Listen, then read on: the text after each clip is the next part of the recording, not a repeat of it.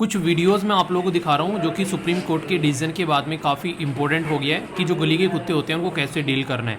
तो इसके ऊपर आर्टिकल मैं आप लोगों से डिस्कस करने वाला हूँ काफ़ी डिटेल में, जिसके बेस पर आप लोग चीज़ों को समझ पाएंगे कि आज की डेट में क्या सिचुएशन देखने को मिलती है। आप लोग यहाँ पर देखिए, इस इंसान की कोई गलती नहीं थी, कुत्ते ने आगे किस तरीके से इसके ऊपर अटैक किया। तो ये सिचुएशन आप लोगों ने भी कभी ना कभी अपनी लाइफ में ज़रूर फेस की होगी, खासकर उस टाइम पर जब आप लोग ऐसे एरिया में किसी में गए होंगे जहाँ पर आप लोग पहली बार जा रहे होंगे, नहीं आप लोग अननोन आदमी की तरह वहाँ पर जा रहे हैं, तो कई बार कुत्ते जो हैं ऊपर अटैक कर देते हैं। तो ये सिचुएशन आप लोगों को देखने को मिलती है। खासकर बच्चे बहुत सारे आज की डेट में इस प्रॉब्लम का शिकार बन रहे हैं। कई सारे बच्चे ऐसे हैं जो कि कुत्तों के द्वारा काट लिए गए और काफ़ी गंभीर हालत उनकी हो चुकी है। ऐसे भी कई सारे केसेस देखने को मिले। तो ये जो वीडियोस आप लोगों के सामने मैं आप लोगों को दिखा रहा हूँ, ये ऐसे रियलिटी के इंसिडेंट हैं जिसमें कुत्तों के द्वारा काफ़ी खतरनाक तरीके से अटैक किया गया कुछ लोगों के ऊपर। और जब आप लोग इन इंसिडेंट के बारे में जानोगे, मैं आप लोगों से अभी आर्टिकल डिटेल में डिस्कस करूंगा, तो आप लोग सोचकर हैरान रह जाओगे कि देश के अंदर कितने सारे ऐसे इंसिडेंट देखने को मिलते हैं। बिना किसी बात के आप लोग रास्ते में जा रहे हो, 4-5 कुत्ते बैठे हैं, एकदम उनको लगा कि वाओ क्या मजा है, आओ अटैक करते हैं, पार्टी चल रही है, बिल्कुल फ्री में, मतलब घूमने जा रहे हैं, कहीं पर रास्ते में कोई आदमी मिल गया उसके ऊपर अटैक कर दिया। तो ये हरकत आप लोगों को देखने को मिलेगी कुत्तों की, जिसकी वजह से बहुत सारे केसेस अभी यहाँ पर कोर्ट के अंदर जा रहे हैं और कई सारे हाई कोर्ट ने भी इसके ऊपर डिसीजन दिया है। तो ये कुछ ऐसे चीज़ें हैं जो मैं आप लोगों से डिस्कस करूँगा काफ़ी डिटेल में। और अगर आप लोग एक एनिमल लवर भी हैं तो भी आप लोगों से यहाँ पर एग्जाम में या फिर इंटरव्यू में भी आप लोगों से क्वेश्चन पूछा जा सकता है। तो काफ़ी सारी बातें डिस्कस करेंगे काफ़ी अच्छे से। सबसे पहले तो आप लोग ये बताओ, क्या आप लोग कभी ऐसे किसी इंसिडेंट का शिकार बने हो कि कुत्ते ने काट लिया हो आपको किसी या फिर आपके किसी सगे संबंधी को? तो अगर आप लोगों को लगता है कि ये इंसिडेंट बस आप लोगों के साथ में ही हो रहा है तो आप लोग बहुत गलत हैं। यहाँ पर पूरे देश के अंदर में 2019 में 1.5 करोड़, समझ रहे हैं आप लोग कितने होते हैं 1.5 करोड़ नंबर, 1.5 करोड़ कुत्ते के काटने के केसेस इंडिया में निकल कर आए, जिसमें सबसे ज़्यादा केसेस आप लोगों को देखने को मिलेंगे उत्तर प्रदेश के अंदर में। अकेले उत्तर प्रदेश के अंदर में आप लोगों को नजर आएंगे 27 लाख से ज़्यादा, 27.5 लाख के करीब केस पहले नंबर पर उत्तर प्रदेश के अंदर से निकल कर आते हैं कुत्तों के काटने के। दूसरे नंबर पर आप लोगों को तमिलनाडु देखने को मिलेगा 2019 में, जहां पर लगभग 20 लाख के करीब केस हैं। महाराष्ट्र, यहाँ पर आप लोगों को लगभग 15 लाख के करीब केस देखने को मिलेंगे। और वेस्ट बंगाल, यहाँ पर आप लोगों को लगभग 12 लाख के करीब केस देखने को मिलेंगे। जो आप लोग देख सकते हैं, चाहे कोई नॉर्थ में हो, चाहे कोई साउथ में हो, चाहे कोई ईस्ट में हो, चाहे कोई वेस्ट में हो, हर जगह आज की डेट में कुत्तों का कहर जो है वो काफ़ी लार्ज स्केल पर देखने को मिल रहा है। एक इंटरेस्टिंग फैक्ट है आप लोगों के सामने कि लक्षद्वीप में कोई भी ऐसा केस देखने को नहीं मिलता है जहां पर कुत्ते के काटे हुआ कोई केस सामने निकल कर आया हो। यानी कि लक्षद्वीप में ये जो नंबर है ये बिल्कुल जीरो है।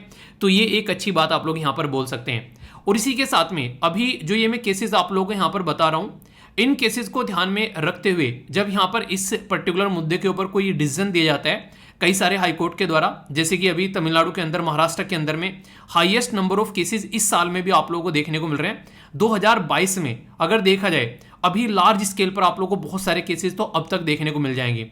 इनकी संख्या 40 लाख हुई गिरकर 2020 में। रीजन क्या था? कोविड-19 की वजह से हम लोग घरों से बाहर नहीं निकले। अब जब घरों से बाहर नहीं निकल रहे हैं तो कुत्ते तो घर में आने से रहे भाई साहब काटने के लिए कि हाँ चलो घर में जाते हैं, काटते हैं इस इंसान को, ये इंसान फ्री बैठा हुआ है। तो 2020 में इनकी संख्या कम देखने को मिली और 2020 से पहले इनकी संख्या जो थी और भी ज़्यादा थी। मुझे लग रहा है शायद 2 लाख के करीब आप लोगों को देखने को मिलेगी इससे पहले। अब थोड़ी सी कुछ यहाँ पर डाउन संख्या यहाँ पर देखने को मिली है। तो ये इसकी वजह से बहुत सारे रेबीज़ के केस हमारे देश में हर साल आप लोगों को देखने को मिलते हैं और इसकी वजह से बहुत सारे लोगों की डेथ भी होती है। तो ये सिचुएशन आप लोग यहाँ पर देख सकते हैं। अभी यहाँ पर इनको कैसे कंट्रोल करना है तो उसके ऊपर यहाँ पर बात की जा रही है। अगर यहाँ पर एक और इम्पोर्टेंट बात, अभी यहाँ पर जब सुप्रीम कोर्ट के अंदर में यहाँ पर एक पिटीशन गई, खासकर केरला और मुंबई के अंदर में जब यहाँ पर बात की गई कि जो ये गली के कुत्ते हैं इनको कैसे टैकल करना है, तो सुप्रीम कोर्ट के अंदर जब पिटीशन गई यहाँ पर केरला हाईकोर्ट के बाद में और मुंबई हाईकोर्ट के पहले इससे पिटीशन ऑलरेडी जा चुकी थी कि जो कुत्तों का प्रकोप है इससे कैसे बचना है। तो इसके ऊपर काफ़ी इंपॉर्टेंट डिसीजन निकल कर आता है सुप्रीम कोर्ट का। हालांकि ये जो डिसीजन है ये यहाँ पर आप लोगों को कंप्लीट डिसीजन नहीं देखने को मिलेगा, अभी इसके बारे में और भी बात की जाएगी आगे भी। सबसे पहले तो यहाँ पर ये बोला गया कि एक बैलेंस आप लोगों को बनाना पड़ेगा कि एनिमल राइट यानी कि कुत्तों का भी राइट है और इसी के साथ में सेफ्टी ऑफ द पीपल यानी कि जो लोग हैं उनकी सेफ्टी के बारे में बात की जाती है। तो इसके ऊपर यहाँ पर एक इंपॉर्टेंट डिसीजन दिया गया और यहाँ पर बोला गया कि कोई ना कोई सोल्यूशन यहाँ पर एडमिनिस्ट्रेशन को निकालना पड़ेगा। सेंटर और स्टेट गवर्नमेंट कैसे इसके ऊपर काम कर सकती है, उनको फोकस यहाँ पर देना पड़ेगा। क्योंकि जो इंपॉर्टेंट बात यहाँ पर निकल कर आती है वो ये है, जो कि सोचने लायक मुद्दा भी है। सुप्रीम कोर्ट के द्वारा यहाँ पर ये बोला गया एक बात की यहाँ पर सोचते हुए कि अगर आज की डेट में कोई एक ऐसा इंसान है जो कि कुत्तों को पाल रहा है, कुत्तों को खाना डाल रहा है, कुत्तों को कुछ खिला रहा है, और वो कुत्ता किसी के ऊपर अटैक कर देता है, तो ये रेस्पॉन्सिबिलिटी उस इंसान की होगी जिस इंसान ने उस कुत्ते को पाला है। ऐसे भी यहाँ पर बातें आप लोगों को देखने को मिल रही हैं। क्या ये डिसीजन सही है? अगर आप लोग इसको बोले तो क्या ये आप लोगों के लिए डिसीजन सही है? अगर आप लोगों से पूछा जाए, केरला गवर्नमेंट के द्वारा भी यहाँ पर एंटी रेबीज वैक्सीनेशन ड्राइव जो है अभी रिसेंटली स्टार्ट की गई थी, जिसमें कुत्ते के काटने के इतने सारे इंसिडेंट आ रहे थे सामने, तो कैसे यहाँ पर रोका जाए ताकि जो लोग आज के डेट में इस प्रॉब्लम का शिकार बन रहे हैं उसका सोल्यूशन निकाला जा सके। तो ये कई सारे मुद्दे आप लोगों को यहाँ पर देखने को मिलेंगे। अभी इसके ऊपर और भी बातें डिस्कस होंगी और भी यहाँ पर बातें आएंगी निकलकर, क्योंकि सुप्रीम कोर्ट ने अभी पूछा है गवर्नमेंट से कि कैसे यहाँ पर इसका सोल्यूशन निकाला जाना है। अब मान लीजिए जो मुझे पर्टिकुलर इस डिसीजन के अंदर एक थोड़ी सी खामी लगी कि जो इंसान उसको कुत्ते को रोटियां खिला रहा है, जो उसको पाल रहा है, एक तो होता है दो तरीके कुत्ते आप लोग देखिए। एक कुत्ता ऐसा होता है जो कि जैसे कि घर पर आप लोग देखिए, तो घर पर कुत्ता आता है रोटी खाने के लिए, तो उसको रोटी डाल दी जाती है, घर में जो भी दूध छा मट्ठा वगैरह उसको दे दी जाती है। एक तो ये तरीका आप लोगों को देखने को मिलेगा। और ये कुत्ता जो है किसी को बाहर जाकर अगर काट लेता है, तो यहां पर क्या ये हमारी रेस्पॉन्सिबिलिटी होगी कि हमने इस कुत्ते को रोटी क्यों डाली? एक तो ये मुद्दा निकल कर आता है। दूसरा ये मुद्दा आता है कि उस कुत्ते की तो रेस्पॉन्सिबिलिटी ली जा सकती है, जो कोई पालतू कुत्ता है कि घर में पाल रहे हैं, पेट एनिमल है, बिल्कुल उसकी रेस्पॉन्सिबिलिटी ली जा सकती है क्योंकि वो उनके द्वारा पाला गया है। पर लेकिन ऐसा कुत्ता जो कि गली में घूम रहा है और घर पे आकर खाना खाता है और फिर किसी को जाकर काट लेता है, इसकी रेस्पॉन्सिबिलिटी कौन लेगा? तो ये भी एक काफी बड़ा इशू है। इसके बारे में अगर मैं आप लोगों से पूछूं, आप लोगों से पूछा जाए इंटरव्यू के अंदर में कि आप लोग जाते हैं इंटरव्यू में और आप लोग बोले कि आप लोग क्या एक तरीके से एनिमल के बारे में आप लोग क्या रहे हैं, तो आप लोग बोले कि सर हम एनिमल लवर हैं। तो आप लोगों से एक क्वेश्चन पूछ लिया कि इस प्रॉब्लम का आप लोग कैसे सोल्यूशन निकालोगे। तो ये ऐसे क्वेश्चन है जो कि आप लोग को पहले से ही सोच के रखने पड़ेंगे जब आप लोग इंटरव्यू में जाकर बैठते हैं। ठीक है, अभी यहाँ पर जो ये पिक्चर आप लोगों के सामने दिख रही है, मेरे पर्टिकुलर मेरे घर की ये पिक्चर है, और यहाँ पर जो ये कुतिया बैठी हुई है, मतलब एक ये आप लोगों के सामने है डॉगी, और यहाँ पर आप लोग ये पर्टिकुलर एरिया देखिए। ठीक है, एक बार मैंने वीडियो के अंदर आप लोगों से डिस्कस किया, तो एक बच्चा बोल रहा था कि सर आपने बोला था कि पिक्चर शेयर करना, तो मैं वही आप लोगों को इंसिडेंट बताने जा रहा हूँ। मैं घर पे गया और ये घर पे आई थी, तो मम्मी ने इसको बेसिकली कुछ रोटी वगैरह और यहाँ पर ये छाछ वगैरह रख रखी थी इसके सामने। तो यहाँ पर यहाँ पर जो पायदान होता है, तो पायदान पर मतलब ये बैठी हुई है आराम से यहाँ पर। तो यहाँ पर अगर देखो तो इसको ये पर्टिकुलर एरिया में कैंसर है इसको। ठीक है, तो ये जब मेरी नज़र पड़ी मैंने कहा तो बड़ी बुरी प्रॉब्लम हो रखी है, तो इसकी पिक्चर जो है मैंने क्लिक की। मैंने कहा देखते हैं इसका क्या सोल्यूशन किया जा सकता है। तो फिर यहाँ पर इसके लिए पर्टिकुलर एक मतलब नहीं, इसका ऑपरेशन कराया गया पूरा, और ये फिलहाल के टाइम पर अभी ठीक है। ठीक है, अभी जो इसका ऑपरेशन जब हो गया कंप्लीट, तो यहाँ पर इसको ले जाया गया डिस्ट्रिक्ट में, मतलब जहाँ पर एनिमल का जो हॉस्पिटल था, और फिर इसका ऑपरेशन हुआ। तो ऑपरेशन होने के बाद में अब आप लोग इसकी कंडीशन देख सकते हैं। ठीक है, अब ये बिल्कुल ठीक है, मतलब एक काफ़ी प्यारी है, बेसिकली घर पे ही रहती है, मैक्सिमम टाइम आप लोगों को देखने को मिलेगा।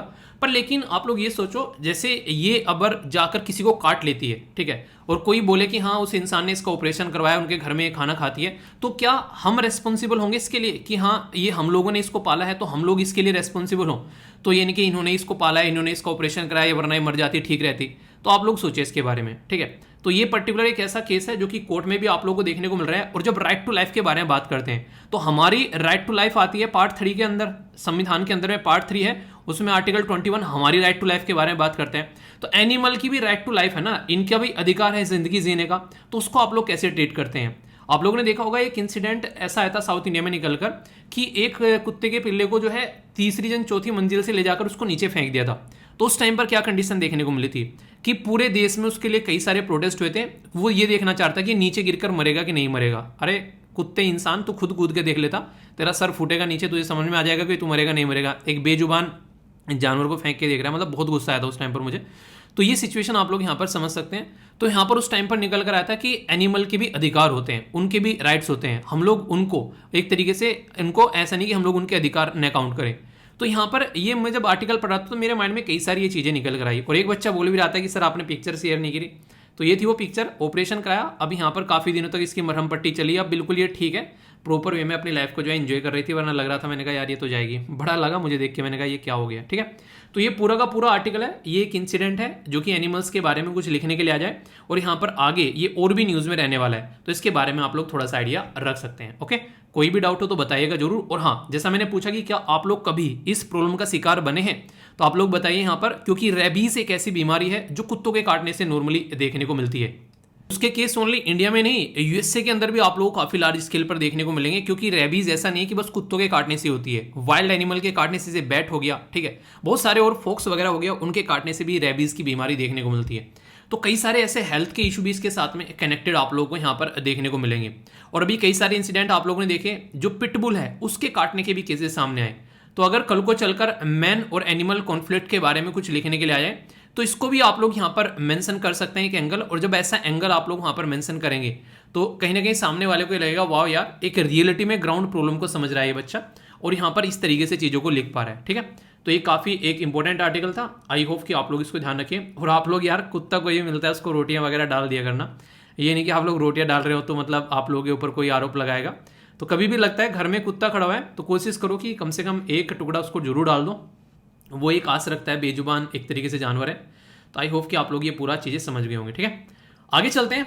सबसे पहले आप लोग ये बताइए कैसा रहा आप लोगों का कल का दिन, किस तरीके से आप लोगों ने उसको एंजॉय किया, और कल के दिन को कितना मार्क्स आप लोग देना चाहेंगे। जो टारगेट आप लोगों ने डिसाइड किया था, क्या वो टारगेट आप लोगों ने अचीव कर लिया है, येस या फिर नो, आप लोगों को ये बताना है। अगर नहीं अचीव किया है तो सॉरी आप लोगों को लिखना है, और अगर अचीव लिख लिया तो डन आप लोगों को लिखना है। ठीक है, और डन लिखने के बाद में अपनी पीठ थपथपानी है। सबसे पहले तो वही पीठ थपथपा लो जो टाइम पर आ गए हैं। ठीक है, तो काफ़ी शानदार तरीके का ये डिस्कशन आप लोगों का देखने को मिलेगा, जिसको हम लोग बोलते हैं इंपॉर्टेंट न्यूज़ एनालिसिस। शॉर्ट भाषा में या फिर प्यार से हम लोग इसको बैलेंस डाइट बोलते हैं। बैलेंस डाइट इसलिए क्योंकि सारी चीज़ इसके अंदर आप लोगों को देखने को मिलती हैं जो कि आप लोगों को रिक्वायरमेंट है अपना एग्जाम क्लियर करने के लिए और अपने आप को एनर्जेटिक रखने के लिए पूरे दिन में। तो आप लोग एक तरीके से एनर्जी का बूस्टर डोज ये है आप लोगों के लिए। बहुत सारे वन लाइनर फैक्ट भी हैं जिसमें स्पोर्ट भी कवर किए जाते हैं। कई सारे बच्चे बोलते थे सर स्पोर्ट्स कवर नहीं करते, तो स्पोर्ट्स का सेक्शन एक यहाँ पर अब आप लोगों का देखने को मिलता है। वोकैबुलरी देखती है, अच्छा आप लोगों को ये लग रहा है कि वोकैबुलरी के ऊपर सेंटेंस फॉर्म कर रहे हैं बहुत सारे बच्चे, तो ये मुझे काफ़ी अच्छा लग रहा है पर्सनली। सी सेट का क्वेश्चन भी होता है और आंसर राइटिंग के कई सारे क्वेश्चन आप लोगों को देखने को मिलते हैं। काफ़ी अच्छा लगा, बहुत सारे बच्चों के द्वारा पार्टिसिपेट किया गया। हजारों बच्चे रेगुलर यहाँ पर अपने आंसर लिखकर पोस्ट कर रहे हैं। आप लोग यहाँ पर पार्ट बन सकते हैं इसका, और आप लोग भी यहाँ पर पार्टिसिपेट कर सकते हैं और एनालिसिस कर सकते हैं एक दूसरे का। और इसी के साथ में अगर आप लोगों को लेक्चर की पीडीएफ चाहिए होती है तो यहाँ से जाकर आप लोग पीडीएफ डाउनलोड कर सकते हैं। ये स्टडी लवर वीर के नाम से पूरा टेलीग्राम ऑप्शन है, और SLV पीडिया, जहाँ से आप लोगों को बहुत सारी चीज़ें देखने को मिलती हैं। यहाँ पे आप लोग को इंग्लिश के सेशन भी देखने को मिलते हैं, जिसमें आप लोग अपनी इंग्लिश को कैसे इंप्रूव करना है वो भी आप लोग यहाँ पर देख सकते हैं। ठीक है, तो इसको आप लोग अपनी लाइफ का पार्ट बना लीजिए। हिंदी इंग्लिश में कई सारे यहाँ पर आर्टिकल शेयर किए जाते हैं, उनको भी आप लोग इंजॉय कर सकते हैं। तो ये 3 टेलीग्राम ग्रुप हैं जो कि आप लोगों की पढ़ाई को एक नई डायरेक्शन देंगे। ठीक है, पर्सन इन न्यूज़ बहुत इंपॉर्टेंट पर्सनैलिटी है, इनके बारे में आप लोग बताइए, इनका नाम आप लोगों को बताना है। ये कई बार न्यूज़ में रहती है रिसेंटली अभी, हालांकि आज ही मैं डिस्कस करूंगा एक आर्टिकल, उसमें आप लोगों को इनका नाम जानने को मिल जाएगा, पर फिर भी आप लोग ट्राई कीजिए, एग्जाम में अगर पूछा जाए तो आप लोगों को पता होना चाहिए। ठीक है, आज की जो मोटिवेशनल कोटेशन आप लोगों के सामने यहाँ पर बात की जा रही है कि एक दिन अगर आप लोग रेगुलरली अगर आप लोग 4 बजे उठ रहे हैं तो एक दिन कहीं ना कहीं वो आप लोगों को महान बना देगा। ये सुबह 4 बजे उठना मतलब क्या है इसका मतलब, अगर आप लोग देखेंगे यहाँ पर ये एक कोटेशन भी है आंसर राइटिंग के लिए। बेंजामिन फ्रैंकलिन साहब के द्वारा भी यहाँ पर बोला गया है, अगर आप लोग अर्ली बेड यानी कि जल्दी आप लोग सोते हैं और जल्दी आप लोग उठते हैं तो आप लोग एक हेल्दी पर्सन रहेंगे, आपकी हेल्थ अच्छी रहेगी, इसी के साथ में आपके पास में अच्छी खासा धन रहेगा और आप लोग वाइज यानी कि बुद्धिमत्ता भी आप लोगों की बढ़ेगी। तो ये जिंदगी में अगर आप लोग इसको इंप्लीमेंट कर लेते हैं तो आप लोगों को फिलहाल के टाइम पर हो सकता है कि इसका रिजल्ट नहीं देखने को मिले, अभी अगर आप लोग स्टार्ट किया है 1-2 दिन से आप लोगों ने, पर लेकिन जैसे ही आप लोग इसको अपनी आदत बना लोगे ना, आप लोग खुद सोचो, जो मॉर्निंग में 4 बजे उठ जाते हैं या फिर 5 बजे उठ जाते हैं, आधी दुनिया, आधे से ज़्यादा लोग जो हैं आप लोगों को देखने को मिलेगा वो 7 या फिर 8 बजे के बाद उठना स्टार्ट होते हैं। उस टाइम तक आप लोग बहुत सारे काम अपने निपटा भी लेते हो। इसीलिए आप लोगों को देखा होगा आप लोगों ने अक्सर, जो भी ऐसी पर्सनैलिटी है जो जिंदगी में कुछ अच्छा काम कर रही है यानी कि अच्छी पोजीशन पर है, चाहे अपने प्राइम मिनिस्टर साहब ले लो आप लोग, वो तो ये बोलते हैं कि 3 से 4 घंटा मुश्किल से सोने का मिलता है। आप लोग समझ सकते हैं बॉडी क्लॉक होती है, सेट हो जाएगी तो फिर आप लोग ये बढ़ेगी। तो इस तरीके से आप लोग यहाँ पर चीज समझ सकते हैं। तो अपनी बॉडी क्लॉक भी आप लोगों को सेट कर लेनी है। कोशिश करो कि आप लोग 6 से 7 घंटे अपनी सोने की नींद रखो। 6 घंटे अगर आप लोग रख ले रहे हो तो काफी है, 7 घंटे भी काफी है। जैसे मेरा जो सोने का पैटर्न रहता है, मेरी लगभग 5 घंटे करीब नींद है, ठीक है, प्रेजेंट टाइम पर अगर मैं आप लोगों से बात करूं। कभी कभी 4 या फिर 3 भी हो जाती है, पर लेकिन इसका मतलब ये नहीं कि मैं अपने आप को रिफ्रेश नहीं कर पाता हूं। दिन में अगर मुझे लगता है तो 15-20 मिनट का अपना एक छोटा सा नैप ले लिया, वो चीजें करता हूं कई बार, ठीक है। तो इससे क्या होता है, फिर से आप लोग रिफ्रेश हो जाते हो। तो ये चीजें आप लोग अपनी लाइफ में भी इंप्लीमेंट कर सकते हो। इससे आप लोगों की लाइफ जो है आप लोगों को प्रोडक्टिव नजर आएगी। इसी के साथ में यहाँ पर एक ऐसे भी फैमिली मेंबर है, उनको काफ़ी बीमारी थी, यहाँ पर किडनी से रिलेटेड इनको बीमारी थी, पर उसके बाद भी इनके द्वारा हिम्मत रखी गई और अपना जो है CTET, तो अपना एग्जाम उनके द्वारा यहाँ पर क्लियर किया गया। यानी कि टीचर के लिए यहाँ पर ये टेस्ट होता है, जो कि आप लोग यहाँ पर देख सकते हैं। और ये सबसे इंटरेस्टिंग चीज मुझे जो लगी यहाँ पर, ये लगी कि इंसान जो है बीमार है, उसके बाद भी, कल मैंने आप लोगों से एक वीडियो शेयर की थी ना, एक बच्चे को जन्म देने के बाद भी जो एक माँ है वो पेपर देने जा रही है।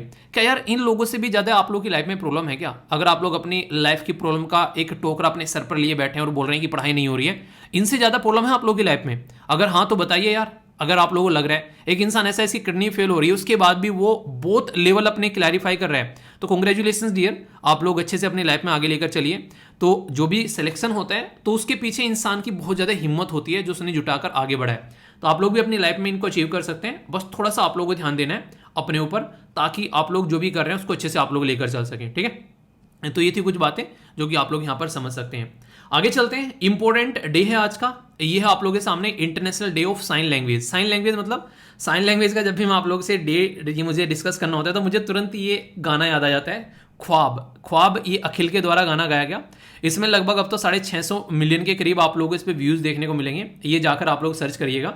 ये बड़ा ही प्यारा सॉन्ग मुझे लगता है। इसमें लैंग्वेज को समझाने की कोशिश की गई कि क्या फायदा होता है। कुछ ऐसे लोग होते हैं जिनको सुनाई नहीं देता है, कुछ ऐसे लोग होते हैं जो भी बोल नहीं पाते हैं, तो लैंग्वेज की टर्म में उनसे बात की जाती है। तो इंटरनेशनल ये लैंग्वेज है जो कि साइन डे। अगर आप लोगों ने देखा होगा कई जगह जब मूवी आप लोग देखने जाते हैं तो थिएटर में भी स्टार्टिंग में जब राष्ट्रीय गान चलता है हमारा, तो लैंग्वेज के थ्रू उसको हाथों की जेस्चर से उसको समझाने की कोशिश की जाती है, ताकि वो लोग भी उसको समझ सकें जो लोग सुन नहीं पाते हैं। तो 23 सितंबर आप लोगों के सामने यहाँ पर ये डे होता है। और साइन लैंग्वेज यूनाइट अस, यानी कि हम लोगों को जोड़ती है ये साइन लैंग्वेज, ये अब की बार की थीम है। तो सपोर्ट करना चाहिए। खासकर आप लोगों ने कई बार देखा होगा ऐसे भी लोग होते हैं जो कि अभी रिसेंटली कुछ ऐसे भी लोग IAS बने हैं जो कि देख नहीं पाते हैं, ठीक है। कुछ इस तरीके से आप लोग समझ सकते हैं कितनी मशक्कत करते होंगे वो लोग, जो कि एक तरीके से आप लोग समझिए क्या उनसे भी ज़्यादा आप लोगों को मेहनत करनी पड़ती है। तो यार जिंदगी में अगर आप लोगों को लग रहा है कि आप लोग बहुत मेहनत कर रहे हैं, तो एक बार ऐसे लोगों को देख लिया करो। आप लोगों का मेहनत करने का जो नहीं हुजूम आप लोगों के सर पे चढ़ा हुआ कि इतनी मेहनत कर दी हम लोगों ने, वो धरती में गिर पड़ेगा एकदम, और फिर से आप लोग अपने काम में लग जाओगे, ठीक है। जो कंफर्ट जोन में रहते हैं ना अपने घर में, उनको लगता है कि वाओ यार कितनी मेहनत कर रहे हैं, बिल्कुल बस एक बार देखो जाकर किस तरीके से लोग पढ़ रहे हैं भाई साहब। और जो अभी यहाँ पर बहुत सारी वैकेंसी आई हैं, लगभग 20 हजार के करीब वैकेंसी आप लोगों को देखने को मिल रही है SSC के अंदर में। SBI PO की वैकेंसी आई थिंक आई है अभी यहाँ पर 1500-1600 के करीब। ये एक अपॉर्चुनिटी है आप लोगों के लिए जिनको आप लोग लेकर यहाँ पर चल सकते हो। तो आप लोग अगर ये एग्जाम अभी निकाल लेते हो और आगे UPSC की तैयारी आप लोग कर रहे हो, तो जॉब होगी आप लोगों के हाथ में अच्छी खासी, तब आप लोग अच्छे पैटर्न में काम कर पाओगे, ठीक है। ये सॉन्ग किस किस ने देखा है जरूर बताइए। एक और छोटा सा डे है जो बेसिकली कल डिस्कस करना था, कोई नहीं आज डिस्कस कर लेते हैं। ये है वर्ल्ड कार फ्री डे। आज की डेट में हर एक इंसान जो है नॉर्मली सोचता है कार रखने की। कई सारे लोग आप लोगों को देखने को मिलेंगे बेसिकली जरूरत भी नहीं है, फिर भी देखम देखी में कार लेते हैं कि हाँ यार कार की जरूरत है। इस तरीके से भी आप लोगों को देखने को मिलेंगे। और बहुत सारे लोग ऐसे हैं जो कि कार लेते हैं लोन के ऊपर। वो एक तरीके से सबसे खतरनाक चीज होती है जिंदगी में। जिंदगी में लोन से हमेशा दूर रहना, अगर मेरी राय मानो। भले ही एक रोटी कम खा लो, पर किसी से लोन यानी कि उधारी नहीं लेनी है, चाहे वो बैंक हो चाहे वो इंसान हो। अगर अपनी जिंदगी शांति में जीना चाहते हो, एक डायलॉग मुझे याद आता है सिंघम मूवी का, मेरी जरूरतें कम है इसलिए मेरे जमीर में दम है। और पता नहीं क्यों दिल से टच होता है वो डायलॉग हमेशा मुझे। अगर आप लोगों की जरूरतें कम होगी ना, आप लोग कभी भी किसी के सामने जाकर हाथ नहीं फैलाओगे। तो ये डे भी कुछ ऐसा ही यहाँ पर कार फ्री डे यहाँ पर ये बात कर रहा है कि कहीं ना कहीं पोल्यूशन को हम लोग कर पाएंगे। कार पुलिंग को सपोर्ट करना, एक इंसान के पास में कार है, शेयर करके 2 चले जाएं, ऑफिस में 3 चले जाएं। साइकिलिंग बहुत ही इंपॉर्टेंट चीज़ है, हेल्दी आप लोगों को रखेगी। और पब्लिक ट्रांसपोर्टेशन का इस्तेमाल यहाँ पर करना चाहिए। अब आप लोग बोलोगे सर आप भी तो कार लेके चलते हो। यार देखो मेरे पास जब भी मैं जाता हूँ ना, मान लीजिए मुझे कहीं पे जाना है, ठीक है, तो मेरे पास में लैपटॉप्स होते हैं, ठीक है, माइक होते हैं, 2-2 लैपटॉप रहते हैं, माइक रहता है, टैबलेट रहता है, ये सारे जो आप लोगों के लिए तामझाम मुझे लेकर चलना पड़ता है, ये मेरे से पॉसिबल नहीं हो पाता है गाड़ी में। इसी के साथ में अगर गाड़ी में उसमें बस में चला भी जाऊँ, पहले मैं बस में ही जाया करता था, बहुत ही इंजॉय होता है बस में, बैठो सीट पे साइड में, अपना कुछ करना नहीं है, गाड़ी तो चलाते हुए आप लोगों को वैसे भी ध्यान रखना पड़ता है, और ऊपर से बारिश वारिश होती है, तो अगर भीग गया तो मेरी सारी जो है सिस्टम मेरा ठप पड़ जाएगा। तो उसके पीछे रीज़न रहता है, पर हाँ जब जरूरत पड़ती है तभी मैं उसको लेकर चलता हूँ। ऐसा नहीं कि मैं कहीं पर नॉर्मल वैसे भी जा रहा हूँ तो वहाँ पे भी लेकर चला हूँ। मैं कोशिश करता हूँ कि कैब लेकर चला जाऊँ या फिर पब्लिक ट्रांसपोर्ट, मेट्रो वगैरह, जैसे कि दिल्ली में रहता था तो मेट्रो वगैरह यूज़ करनी थी। तो ये आप लोग अपने लेवल पर कर सकते हैं, तो इससे बहुत सारी चीज़ें यहाँ पर सुधरेंगी। इसलिए बोलता है कि avoid the use of private vehicle as far as possible, जब तक हो सके क्यों यूज़ करना है, और जब तक काम चल रहा है क्यों ही यूज़ करना है। इन्वायरमेंट को भी नुकसान होने से बचेगा और आप लोग भी अपनी लाइफ को इंप्रूव कर पाओगे। इसके बारे में आप लोगों की क्या राय है? अगर कुछ लिखने के लिए आ जाए इन्वायरमेंट से रिलेटेड तो आप लोग इसको भी मेंशन कर सकते हैं। ये ऐसे ऐसे एग्जांपल हैं जो कि आप लोग के आंसर की क्वालिटी बढ़ाते हैं, अगर आप लोग इनको ढंग से लेकर चलते हो, ठीक है। तो ये एक इंपॉर्टेंट है। आई होप कि आप लोगों के माइंड में इसको लेकर क्लैरिटी आई होगी। फीडबैक जरूर दिया करो यार, लेक्चर आप लोगों को जैसा भी लगता है, अच्छा बुरा जैसा भी लगता है, उससे कोई मतलब नहीं है। आज बुरा लगता है तो डिसलाइक करना है, अच्छा लगता है तो लाइक करना है। 1 सेकंड लगती है, इससे पता चलता है मुझे भी और यूट्यूब को भी कि हाँ कैसा है लेक्चर। तो यूट्यूब की कान, आंख और नाक है, लाइक करना, डिसलाइक करना, शेयर करना और कमेंट करना, इसी से यूट्यूब को पता चलता है कि ये लेक्चर कैसा है। तो फीडबैक देने से शर्माया मत करो, ठीक है। तो ये थोड़ा सा आप लोग जरूर किया करो काम। और ये जो आर्टिकल मैंने डिस्कस किया है इससे रिलेटेड आगे भी न्यूज़ आएगी आप लोगों की, तो इसलिए याद रखिएगा जहाँ भी आप लोगों को कभी आर्टिकल देखने को मिले तो ये पॉइंट्स आप लोगों के माइंड में क्लियर रहने चाहिए। ओके, बहुत ही इंपॉर्टेंट और इंटरेस्टिंग आर्टिकल है यहाँ पर। ये सुप्रीम कोर्ट की लाइव स्ट्रीमिंग के बारे में बात की जा रही है। लाइव स्ट्रीमिंग का मतलब होता है कि जिस तरीके से आज की डेट में आप लोग कई बार वीडियोस देखते हैं यूट्यूब के ऊपर, वो लाइव चल रही होती हैं, जो भी इंसान जो है जो भी काम कर रहा होता है वो लाइव आप लोगों को दिख रहा होता है। तो सुप्रीम कोर्ट के जो भी केसेस होते हैं वो आप लोगों को लाइव दिखने स्टार्ट हो जाए, जैसी वहाँ पर चीज़ चल रही है वैसी की वैसी तुरंत आप लोगों को दिखना स्टार्ट हो जाए। ये बिल्कुल ऐसी है जैसे आप लोग देखते हैं, जिसको हम लोग पहले राज्यसभा टीवी बोलते थे, अब उसको संसद टीवी बोलते हैं। तो संसद टीवी के ऊपर आप लोगों ने देखा होगा लाइव स्ट्रीमिंग चलती है कई बार। लोकसभा राज्यसभा से रिलेटेड जो भी यहाँ पर जो सेशंस चलते हैं उनसे रिलेटेड आप लोगों ने सेशंस देखे होंगे कि हमारे नेता जो है क्या हुड़दंग मचाते हैं पार्लियामेंट के अंदर। वो सारी चीज़ें जो है लाइव आप लोगों ने देखी हैं। इसीलिए जब भी सेशंस चलते हैं तो दुनिया भर की वीडियोज़ आप लोगों के सामने निकल कर आती है कि उसका मजाक उड़ा दिया, उसने ये बोल दिया, उसने शानदार स्पीच दे दी, तो कई सारी चीज़ें आप लोगों को देखने को मिलती हैं। तो इसका क्या फ़ायदा है? तो ये काफ़ी इंपॉर्टेंट एक इशू रिसेंटली अभी चल रही है और इसके ऊपर यहाँ पर आप लोगों से क्वेश्चन भी पूछा जा सकता है। जैसे कि अगर बात करें यहाँ पर जो हम लोग टेक्नोलॉजी यानी कि प्रौद्योगिकी का जो इस्तेमाल कर रहे हैं हम लोग न्यायपालिका के अंदर में, तो किस तरीके से यहाँ पर ये उस सिस्टम को और ज़्यादा कुशल बना सकती है, इफेक्टिव बना सकती है और शानदार तरीके से जो जस्टिस डिलीवरी सिस्टम है यानी कि स्पीडी जो न्याय है वो लोगों को जल्दी मिल जाएगा। इसके ऊपर आप लोगों को विचार विमर्श करना है। तो काफ़ी इंटरेस्टिंग ये क्वेश्चन है और इस क्वेश्चन को आप लोग दूसरे तरीके से भी देख सकते हैं कि अगर कोई ऐसी प्रॉब्लम चलती है तो आप लोगों को क्या क्या चैलेंज फेस करने पड़ सकते हैं। यानी कि सुप्रीम कोर्ट अगर यहाँ पर कोई ऐसा करता है लाइव एक स्ट्रीमिंग लेकर आता है तो उसको क्या क्या चैलेंज फेस करने पड़ सकते हैं। तो 2 तरीके से क्वेश्चन आप लोगों से पूछा जा सकता है इसी पर्टिकुलर टॉपिक से, और इससे कुछ ऑब्जेक्टिव टाइप क्वेश्चन भी है वो भी मैं आप लोगों से डिस्कस करूंगा। अभी रिसेंटली क्यों न्यूज़ में आ रहा है, क्योंकि 27 सितंबर से यहाँ पर अभी बात की जा रही है इसके बारे में कि सुप्रीम कोर्ट के द्वारा डिसाइड किया जा रहा है कि लाइव स्ट्रीमिंग आप लोगों को देखने को मिलेगी, खासकर जो क्रूशल केस होंगे। क्रूशल केस मतलब जो काफ़ी इंपॉर्टेंट केस होते हैं, ताकि एक क्या बात है देखिए, अगर कोई लाइव स्ट्रीमिंग चलती है ना तो फिर भी उसमें कोई जो है कोई उल्टी सीधी हरकतें नहीं कर सकता, वो कंप्लीटली आप लोगों के सामने जो है जैसा है वैसा का वैसे ही प्रस्तुत किया जाएगा। तो इसमें सामने वाला कोई ज़्यादा इंटरफेयर नहीं कर सकता है, तो यानी कि जो होगा वही दिखाई देगा। इसमें करप्शन के चांसेस या फिर कोई घपलेबाजी के चांसेस आप लोगों को देखने को नहीं मिलेंगे। तो ये काफ़ी ज़्यादा जरूरी है और ये कहीं ना कहीं एक पॉजिटिव इंपैक्ट डालेगा लोगों के ऊपर, ऐसा आप लोग बोल सकते हैं। और सबसे बड़ी बात यहाँ पर यह, पार्लियामेंट के अंदर तो हम लोग जानते हैं भाई साहब क्या चल रहा है, पर लेकिन कोर्ट के अंदर क्या चल रहा है वो भी हम लोग को पता होना चाहिए, जैसे कि पार्लियामेंट के बारे में हम लोगों को पता होता है। तो लोग जो हैं जो एक तरीके से एक आप लोग बोल सकते हैं उनकी एनालिटिकल पावर भी बढ़ेगी कि अच्छा किस तरीके से यहाँ पर सुप्रीम कोर्ट के अंदर में, हाई कोर्ट के अंदर में प्रोसीडिंग चलती है, तो हम लोग उसको जान भी पाएंगे, समझ भी पाएंगे। तो इसके चलते प्रॉपर सिस्टम भी आप लोग को देखने को मिलता है। जब हम लोग बात करते हैं ई कोर्ट के बारे में तो आप लोग देख सकते हैं जैसे कि यहाँ पर क्या होता है, कोई भी चीज़ आप लोग करते हैं तो आप लोग को ऐप डाउनलोड करना होता है, ठीक है, कि अच्छा इस चीज़ का ऐप डाउनलोड कर लो, जोमेटो का ऐप डाउनलोड कर लिया, उबर का ऐप डाउनलोड कर लिया, ओला का ऐप डाउनलोड कर लिया, मतलब जो भी चीज़ें हैं होती हैं तो ऐप डाउनलोड करते हैं। इसी तरीके से आप लोगों को यहाँ पर इसका भी ऐप देखने को मिलेगा गूगल और यहाँ पर बेसिकली ऐप स्टोर के ऊपर में, ताकि आप लोग इसके साथ में और अच्छे से कनेक्ट कर सकें। तो इससे काफ़ी सारे फायदे यहाँ पर देखने को मिलेंगे। और ये आज से नहीं है, काफ़ी लंबे समय से इसके ऊपर बात की जा रही है कि यार ऐसा कुछ होना चाहिए। देखिए, इंसान ना जितना जागरूक रहेगा उतना ही अच्छा वो डिसीजन आने वाले टाइम में ले पाएगा। अगर हम लोग को पता है कि हमारी कंट्री में हाई कोर्ट के अंदर कितनी जो केसेस पेंडिंग पड़े हुए हैं, तो इससे हम लोग डिसीजन ले पाएंगे कि जो आज के डेट में अपॉइंटमेंट जो हो रही है उसमें प्रॉब्लम देखने को मिल रही है, तो उसके ऊपर काम करना काफ़ी ज़्यादा जरूरी है। तो गवर्नमेंट और यहाँ पर जब सुप्रीम कोर्ट मिलकर अपॉइंटमेंट करते हैं, तो दोनों मिलकर काम करेंगे, तभी सिचुएशन जो है सुधरेगी। यहाँ पर पेंडिंग केस, कितने केस यहाँ पर डिस्पोज किए जा रहे हैं, ठीक है, हाई कोर्ट के कॉम्प्लेक्स में क्या क्या फैसिलिटीज अवेलेबल हैं, क्या क्या चीजें हैं, तो बहुत सारे केसेज हैं। अगर बात करें यहाँ पर Swapnil Tripathi versus supreme court का केस था 2018 का।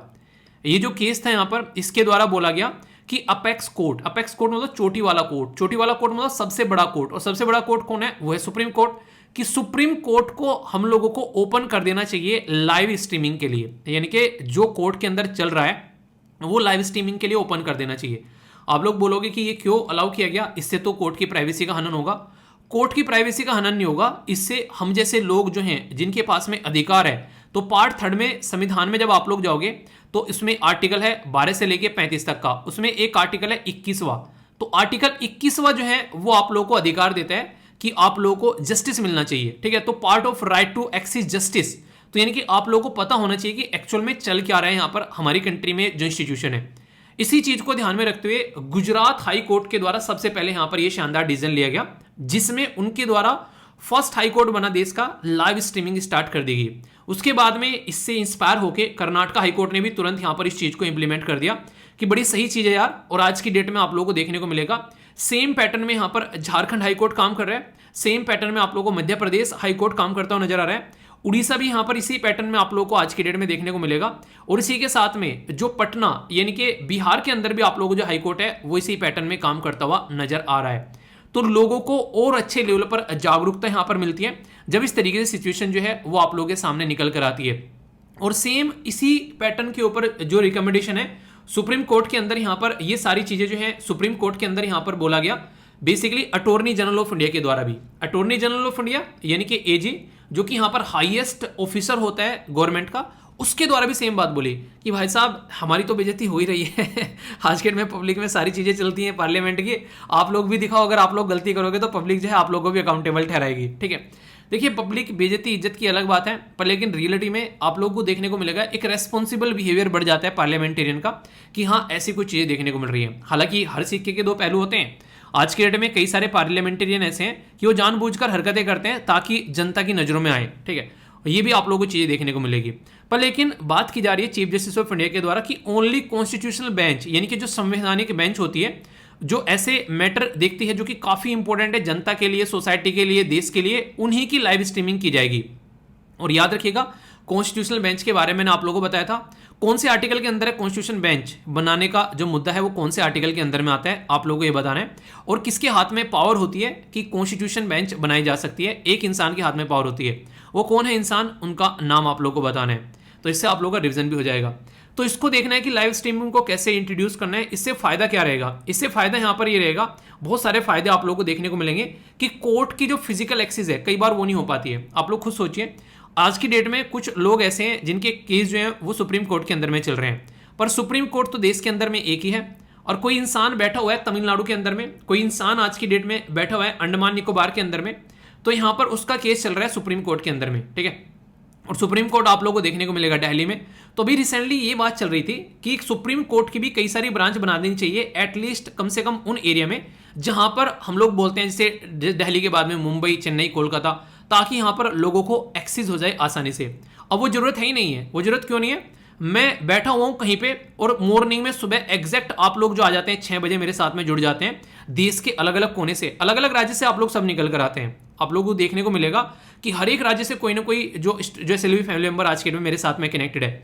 तो ये क्या हो गया, मैं बैठा तो कहीं एक जगह हूं ना, और यहां पर हर जगह मैं आप लोगों को एजुकेशन प्रोवाइड करा रहा हूं। ऐसे ही सेम पैटर्न में आप लोगों को देखने को मिलेगा सुप्रीम कोर्ट का फंडा, कि सुप्रीम कोर्ट को वहीं पर रहने दो, क्यों ना टेक्नोलॉजी का इस्तेमाल करके सबको एक्सेस प्रोवाइड करा दी जाए, कि जज जो है वो ऑनलाइन ही चीजों को सुनना स्टार्ट कर दें। ये भी तो कर सकते हैं ना कि पिटीशन ऑनलाइन सुनी जा सके, जो कि अभी कई सारे कोर्ट आज के डेट में कर भी रहे हैं। तो ईजिली लोगों को एक्सेस हो जाएगा कोर्ट का, जो कि नॉर्मली कोर्ट में नहीं जा पाते हैं। मान लीजिए मैं तमिलनाडु में रहता हूँ और तमिलनाडु से मुझे जो अपना केस है वो लड़ना है सुप्रीम कोर्ट में आकर, तो वहां पर प्रॉपर आकर मुझे कोई रूम लेना पड़ेगा, रहने के लिए वहां पर रहना पड़ेगा, बार बार यहां पर हियरिंग होती है। ऐसा तो है नहीं कि हमारी कंट्री में झट मंगनी पट बिया हो गई, पता नहीं कितने सालों तक केस चलते रहते हैं, तो इससे इंसान के ऊपर डबल बर्डन बढ़ जाता है उसका। ठीक है, एक ऐसा इंसान जो कि एक गरीब तबका है सोसाइटी का, वो तो कभी सोचेगा भी नहीं इस तरीके से केस आकर दिल्ली में लड़ने का। ठीक है, पर लेकिन फिर भी अगर कोई ऐसा इंसान है जो कि ठीक है उसके पास में रिवेन्यू है, वो लड़ सकता है, तो उसको भी टाइम की चलते बहुत सारे प्रतिबंध अपने जो है वो देखने पड़ेंगे, तो कई सारी दिक्कतें यहां पर निकल कर आती है। तो इसके चलते बोला गया कि कम से कम हम लोग को इस तरीके के केसेस जिससे लोगों को अवेयर किया जा सके और जिससे यहाँ पर इंपॉर्टेंस है देश के लिए जिस केसेस की, क्यों ना उनको हम लोग पब्लिक में प्रोसीडिंग में रखें। फिर से ध्यान रखिएगा, मैंने ये बोला है कि नेशनल इंपॉर्टेंस के जो केस है, यानी कि वो केस जिनसे यहाँ पर अगर बात करें कि लोगों को अवेयर करा जा सकता है, लोगों को पता होना चाहिए, वही केस यहाँ पर होंगे। मैट्रिमोनियल केस, शादी विवाह के केस का कोई मतलब नहीं है। किसी ए इंसान की शादी तलाक हो रहा है, उसका हम लोगों से क्या मतलब कि हम लोग देखें उसका तलाक कैसे हो रहा है, तो हमारे किसी मतलब के नहीं है। या फिर कोई ऐसा केस जिससे देश की सिक्योरिटी खतरे में पड़ जाए, तो ऐसा केस भी पब्लिक में बिल्कुल लेकर यहाँ पर नहीं आना है। किसी की एक तरीके से जो कॉन्फिडेंशियल या सेंसिटिव इंफॉर्मेशन है वो पब्लिक में रखी जाए, वो भी केस बिल्कुल लेकर नहीं आना है यहाँ पर। या फिर कोई ऐसा एथिकल इशू बन जाए जिसकी वजह से कहीं ना कहीं लोगों में एक तरीके से ना दुश्मनी बढ़ जाए, सेंटीमेंट काफी ज्यादा हर्ट हो जाए, ऐसे केस को भी जो है पब्लिक में लेकर नहीं आना है। तो कई सारे ऐसे मुद्दे यहाँ पर सामने निकल कर आ रहे हैं कि किस केसेस को लेकर आना है और किस केसेस को लेकर नहीं आना है। तो ये बातें यहाँ पर देखने को मिल रही हैं। पर इसी के साथ में पॉजिटिव और नेगेटिव्स अगर आप लोगों से पूछने लगे तो बहुत सारी चीजें आप लोग यहाँ पर बोल सकते हो। एक तो आसानी में यहाँ पर कनेक्टिविटी रहेगी, ई कोर्ट के थ्रू आप लोग अपना केस फाइल कर सकते हैं, एसएमएस के थ्रू आप लोग अपनी सारी चीजें इंफॉर्मेशन ले सकते हैं, ईमेल के थ्रू जुडिशियल जो सर्विसेज है वो आप लोग घर बैठे मिल जाएंगे। कई सारे ऐसे फायदे आप लोगों को यहाँ पर देखने को मिलेंगे, यानी कि फायदे तो हैं, आप लोग देख सकते हैं। और सबसे बड़ी बात मैं आप लोगों को बताऊं, ऐसा नहीं कि हम ही दुनिया में ऐसे हैं जो आज की डेट में जो हम लोग बात कर रहे हैं कि ऐसा कुछ हम लोग करना चाहिए। United state of America USA के अंदर अगर आप लोग जाएंगे तो 1955 से यानी कि 1955 से ऑडियो रिकॉर्डिंग की बात की जा रही है। ठीक है, एक तरीके से पहले से यहाँ पर इसके बारे में बात की जा रही है। ऑस्ट्रेलिया ने भी यहाँ पर अलाउ कर दिया है लाइव, इसी के साथ में या फिर डिले ब्रॉडकास्टिंग के बारे में बात की जा रही है। ब्राजील के द्वारा भी लगभग 2002 में यहां पर लाइव वीडियो या ऑडियो ब्रॉडकास्टिंग की बात यहां पर की जा रही है। कनाडा इसी के साथ में काम कर रहा है बेसिकली। साउथ अफ्रीका 2017 से यहां पर ये काम ऑलरेडी कर रहा है। यूनाइटेड किंगडम 2005 से इस तरीके के काम कर रहे हैं, जो कि यहां पर जो सेंसिटिव अपील है उनको छोड़कर, वरना सारे केसेस आप लोगों को देखने को मिलते हैं। तो सीधा सीधा मतलब यहां पर यह कि ऐसा नहीं कि हम ही ये काम करने जा रहे हैं, ऑलरेडी दुनिया भर में कई सारे देश जो हैं ये काम कर रहे हैं। तो इसलिए हम लोग भी अपने देश में इस चीज को इंप्लीमेंट कर सकते हैं। आप लोग क्या रहे हैं, हाँ या फिर ना, आप लोग इसके बारे में क्या बोलते हैं? हर सिक्के के दो पहलू होते हैं, जैसा मैंने आप लोगों को बताया। कुछ ऐसी नेगेटिव चीजें भी देखने को मिलेगी जो कि हम लोग को रोकनी पड़ेगी। यूट्यूब आज की डेट में एक ऐसा मीडियम हो गया है कि हर कोई इंसान चाहता है कि वो किसी न किसी तरीके से यूट्यूब पर वीडियो डाले, चाहे तो अपनी डाले चाहे किसी और की डाले, भले ही इंसिडेंट कैसा भी क्यों ना हो।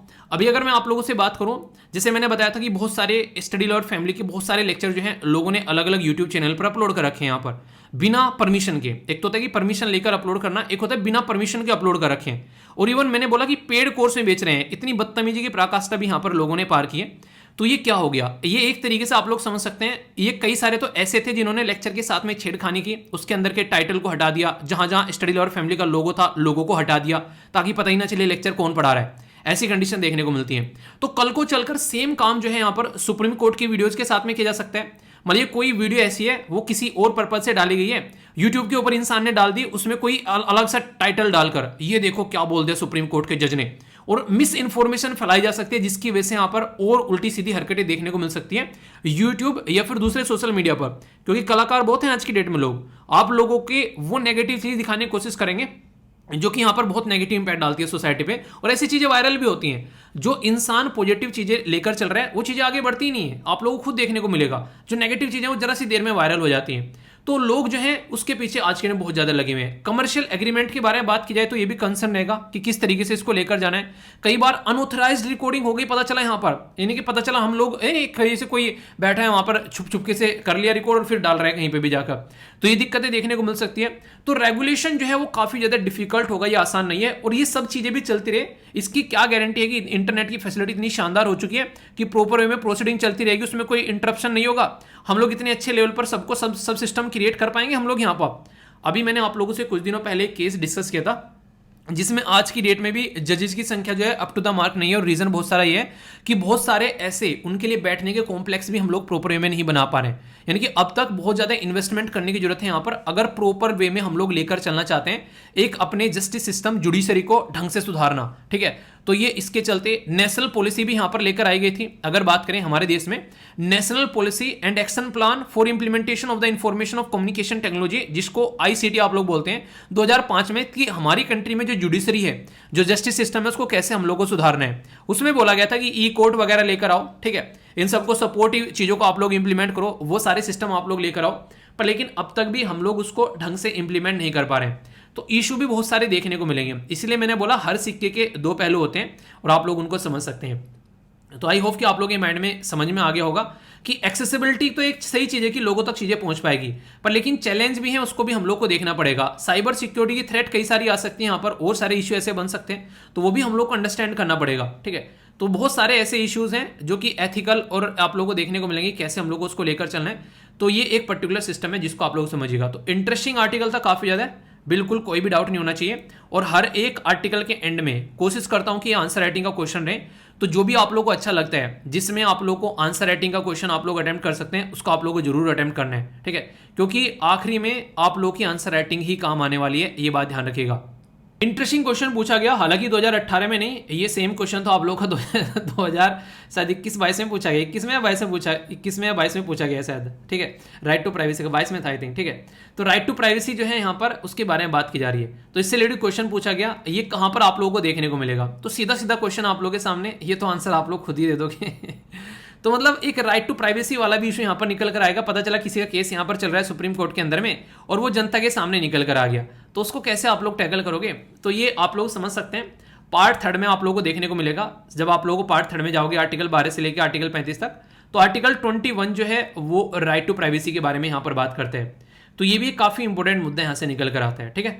तो इसको भी टैकल करना पड़ेगा। तो ये सारे इश्यूज हैं आप लोगों के सामने, ठीक है। फीडबैक जरूर देना, जैसा भी आप लोगों को आर्टिकल लगते हैं, कोई कंफ्यूजन रहता है तो क्वेश्चन भी आप लोगों को जरूर पूछना है, तो इससे अच्छा लगता है, ताकि आप लोग जो है प्रॉपर वे में उसको एंजॉय कर पाओ। जहां भी डाउट हो क्लियर कर आगे बढ़ना है, ओके। एक इंटरेस्टिंग कमेंट जो कि मुझे पर्सनली काफी अच्छा लगा यार, यहाँ पर ये आप लोग अगर किसी रिलेशनशिप के अंदर में जाते हैं, तो ऐसा बिल्कुल नहीं है कि आप लोग रिलेशनशिप के अंदर में जा रहे हैं और फिर वहां से बाहर निकल गए तो आप लोग एक दूसरे के साथ में सर फोड़ो, आप तो एक दूसरे के साथ में लड़ाई करो। यहाँ पर मुझे पर्सनली अच्छा लगा इनके द्वारा, ये जो अपने पर्सनल जो चीज़ें इनके द्वारा शेयर की गई, बोला गया कि सर मैंने आपका ये लेक्चर जो है अपने एक्स बॉयफ्रेंड के साथ में शेयर किया, और आज की डेट में हम दोनों एक फ्रेंड है, यानी कि एक्स बॉयफ्रेंड था अब फ्रेंड है आपस में। तो काफ़ी अच्छा लगा। और उसने भी जब मॉर्निंग में उठा लगभग 5:15 बजे करीब, तो उसने मुझे मैसेज सेंड किया कि हाँ उठ गया हूँ, get ready for the INA। तो ये होता है यार, देखो जिंदगी में अगर आप लोग एक अच्छा माहौल बनाना चाहते हैं ना, तो किसी इंसान के भी साथ में आप लोग यहाँ पर माहौल बना सकते हैं। यहाँ पर देखिए, यहाँ पर नैन चौधरी के द्वारा बोला कि सर मैंने अपने गांव के लगभग 100 से लेकर 150 बच्चों के साथ में चैनल जो है वो शेयर किया है, और उनका फीडबैक काफ़ी अच्छा रहा, और आज के दिन बहुत सारे बच्चे ऐसे हैं जो कि कनेक्ट होते जा रहे हैं। तो ये है एक अच्छा तरीका, अच्छी चीज़ें बांटने से बढ़ती है, पर लेकिन वो आराम आराम से बढ़ती है। यानी कि जैसे कि आप लोगों ने 2-4 को बताया, फिर 2-4 और जुड़ गए, उन्होंने 2-4 को बताया, तो इस तरीके से चीज़ें क्या होंगी, आराम आराम से चीज़ें आगे बढ़ रही हैं।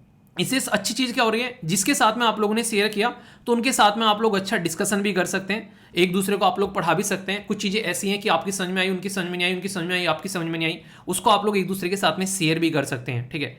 तो शेयरिंग इज केयरिंग होती है, तो ये काम आप लोग जरूर करिए, और इससे SLV फैमिली को भी सपोर्ट मिलेगी। तो ये आप लोग कई सारे जो बच्चे हैं ना, एक चीज़ आप लोगों ने देखा होगा कि एक तरीके से उनको बोलते हैं सर पढ़ने का माहौल नहीं मिल रहा है, तो खुद आप लोग बना सकते हैं यार माहौल। अगर आंसर राइटिंग आप लोग कोई रिव्यू नहीं कर रहे हैं, तो एक दूसरे से आप लोग इस तरीके से लेक्चर शेयर करें, आप लोग उनके साथ में दोनों बैठ के लेक्चर देखें, कोई लेक्चर के अंदर जो बातें पढ़ाई गई हैं, फिर एक दूसरे के साथ में मिलकर आंसर राइटिंग करें, आप लोग एक दूसरे के साथ में आप लोग फॉरवर्ड करो, या फिर टेलीग्राम ग्रुप में पोस्ट करो और बोलो कि यार मेरा रिव्यू कर देना वहां पर। तो इस तरीके से भी आप लोग काम कर सकते हैं, एक दूसरे का रिव्यू करो, तभी सामने वाला आप लोगों का रिव्यू करेगा आंसर, ठीक है। तो thanks a lot dear, society में एक पॉजिटिव इंपैक्ट लाने के लिए। तो आप लोग ना यार एक तरीके से वो नहीं कहते कि आप लोग SLV फैमिली के योद्धा हो, कमांडो। तो कमांडो शब्द इसीलिए यूज किया गया है मेरे द्वारा, क्योंकि मुझे पता है कि यार इंसान ना, एक कमांडो इतना डेडिकेटेड, इतना डिसिप्लिन पर्सन होता है कि वो लाइफ में अपने टारगेट को अचीव करने के लिए किसी भी हद तक जाता है, ठीक है। तो कमांडो को इस तरीके से ट्रेन किया जाता है, इतना ज्यादा डिसिप्लिन पर्सन रहता है। तो उस डिसिप्लिन में अगर अपनी लाइफ को आप लोग लेकर आ जाते हो ना, तो कोई भी दिक्कत, कोई भी परेशानी आप लोग की लाइफ में नहीं देखने को मिलेगी, और सारी चीज आप लोग जो अचीव करते हुए नजर आओगे। तो अगर लगे लेक्चर को शेयर कर कर किसी की आप लोग हेल्प कर सकते हो यार, वो जरूर करिए। सेल्फिश नहीं बनना है, पढ़ाई में सेल्फिश नहीं बनना है। अगर मैं सेल्फिश बनूंगा तो मैं लेक्चर ही अपलोड नहीं करूंगा। मैंने कहा मुझे जो ज्ञान है मैं क्यों पढ़ाऊँ दूसरों को, ठीक है। तो ज्ञान एक ऐसी प्यारी चीज़ है यार, वो बांटने से बढ़ती है। तो जितना ज़्यादा बांटोगे उतना बढ़ेगा और आप लोगों के ऊपर और पॉजिटिव इंपैक्ट पड़ेगा उसका। क्योंकि मैं जितना कुछ आप लोगों से सीखता हूँ ना, आप लोगों को यकीन भी नहीं होगा। जब कमेंट में आप लोग पढ़ता हूँ या मेल्स आप लोग पढ़ता हूँ, इंस्टाग्राम पर आप लोग मैसेज करते हो वो पढ़ता हूँ, तो बहुत सारी चीज़ें मुझे जानने को मिलती हैं, ठीक है। बहुत ही प्यारा और शानदार आर्टिकल है, डिटेल में डिस्कस करने वाला हूँ। और इसमें भी आप लोगों को सेम पैटर्न देखने को मिलेगा। इसके एंड में एक क्वेश्चन भी होगा जो कि आप लोगों को अटेम्प्ट करना है। ये यूएन सिक्योरिटी काउंसिल से रिलेटेड इंटरेस्टिंग क्वेश्चन है। यहाँ पर बात की जा रही है इसके बारे में कि एक तरीके से आप लोग, अरे यार क्वेश्चन दूसरा हो गया है, वो सेव नहीं कर पाया। एक सेकेंड, 1 सेकेंड। अरे हाँ, ये तो रहा क्वेश्चन, वो दूसरे आर्टिकल का क्वेश्चन है, ठीक है। ये है यहाँ पर, ठीक है। तो यहाँ पर आप लोग इसको देखिए। यहाँ पर बात की जा रही है कि डिस्कस करना है रोल एंड रिलीवेंस जो भी है यहाँ पर यूएन सिक्योरिटी काउंसिल के 21st सेंचुरी के अंदर में क्या है और क्या नीड है इसके अंदर रिफॉर्म लाने की। क्या सिक्योरिटी काउंसिल के अंदर हम लोग को सुधार लेकर आना चाहिए। तो एक काफ़ी इंटरेस्टिंग क्वेश्चन है यहाँ पर कि इसकी भूमिका क्या है और क्या इसके अंदर कोई रिफॉर्म लेकर हम लोग को आना चाहिए। तो इसके बारे में आप लोगों का क्या इसके राय है, वो राय आप लोगों को बतानी है। आर्टिकल क्यों डिस्कस कर रहा हूँ, अभी यहाँ पर इसकी मीटिंग आप लोगों को देखने को मिल रही है और इंडिया ने बोला है कि security interest of all countries, यानी कि जितनी भी देश हैं यहाँ पर उनके सिक्योरिटी इंटरेस्ट के बारे में यहाँ पर बातें करनी चाहिए। तो उससे रिलेटेड यहाँ पर ये इंटरनेशनल ऑर्गेनाइजेशन से रिलेटेड भी आप लोगों का आर्टिकल बन सकते हैं। रिसेंटली अभी जो इंडिया के परमानेंट रिप्रेजेंटेटिव है उनके द्वारा यहाँ पर एड्रेस किया गया यूएन सिक्योरिटी काउंसिल के अंदर में और प्रमोट किया कि common security through dialogue and the cooperation, कि सबकी सिक्योरिटी के बारे में यहाँ पर बातें करनी है। तो ये मुद्दा आप लोगों को यहाँ पर देखने को मिलेगा। आज की डेट में कोई पूछ ले आप लोगों से कि 5 परमानेंट मेंबर कौन है यूएन सिक्योरिटी काउंसिल के अंदर में, तो 5 परमानेंट मेंबर के साथ साथ में आप लोग को नॉन परमानेंट मेंबर भी पता होना चाहिए, वो भी पूछ ले आते हैं। तो रसिया है परमानेंट मेंबर, इसी के साथ में यूके है, यूएसए है, चाइना है और फ्रांस आप लोगों को परमानेंट मेंबर देखने को मिलेगा। तो ये 5 पांडव हैं आज की डेट में जो कि यूएन सिक्योरिटी काउंसिल में वीटो पावर रखते हैं। वीटो पावर का मतलब ये होता है कि इन 5 में से किसी एक ने भी बोल दिया कि इस घर के अंदर में जिसको आप लोग यूएन बोल रहे हो कोई काम नहीं होना है, तो वो नहीं होना है। यानी कि 5 का सहमत रहना जरूरी है उस काम को करने के लिए। तो जो वीटो पावर का मतलब होता है कि वीटो कर देना, किसी एक ने भी वीटो कर दिया तो वो काम नहीं होगा। तो ये 5 परमानेंट मेंबर है। बाकी नॉन परमानेंट मेंबर कौन है, तो ये आप लोगों को देखने को मिलेगा यहाँ पर अल्बेनिया, ब्राजील, गबन, घाना और अपनी कंट्री भी है यहाँ पर, ठीक है। आयरलैंड, कीनिया, मैक्सिको, नॉर्वे और यूनाइटेड अरब एमिरेट्स। तो टोटल मिलाकर 15 मेंबर हैं, जिसमें से 5 आप लोगों को परमानेंट और 10 आप लोगों को नॉन परमानेंट मेंबर देखने को मिलेंगे। हम लोग यहाँ पर as a non permanent member हैं। क्या पहली बार हम लोग नॉन परमानेंट मेंबर बन रहे हैं? ऐसा नहीं है भाई साहब, ये मौका हम लोग को पहले भी मिल चुका है। तन्नोवेट्स मनु मूवी में कहता है कि पहले भी घोड़ी पे चढ़ा हूँ, ठीक है। तो हम लोग पहले भी यूएन की घोड़ी पर चढ़ चुके हैं। 1950 से 1951 में पहली बार चढ़े थे, 1967 से 68 में दूसरी बार चढ़े, 1972-73 में तीसरी बार चढ़े, 77-78 में चौथी बार चढ़े।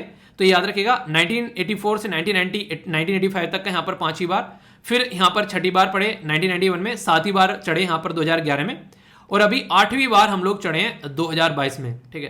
तो इसका मतलब है कि 8वीं बार हम लोग यूएन सिक्योरिटी काउंसिल के मेंबर हम लोग यहाँ पर बन चुके हैं और नॉन परमानेंट मेंबर की कैटेगरी में हम लोग यहाँ पर आते हैं। आज की डेट में याद रखिएगा हमारी कंट्री से जो परमानेंट रिप्रेजेंटेटिव है उनके नाम भी क्या होगा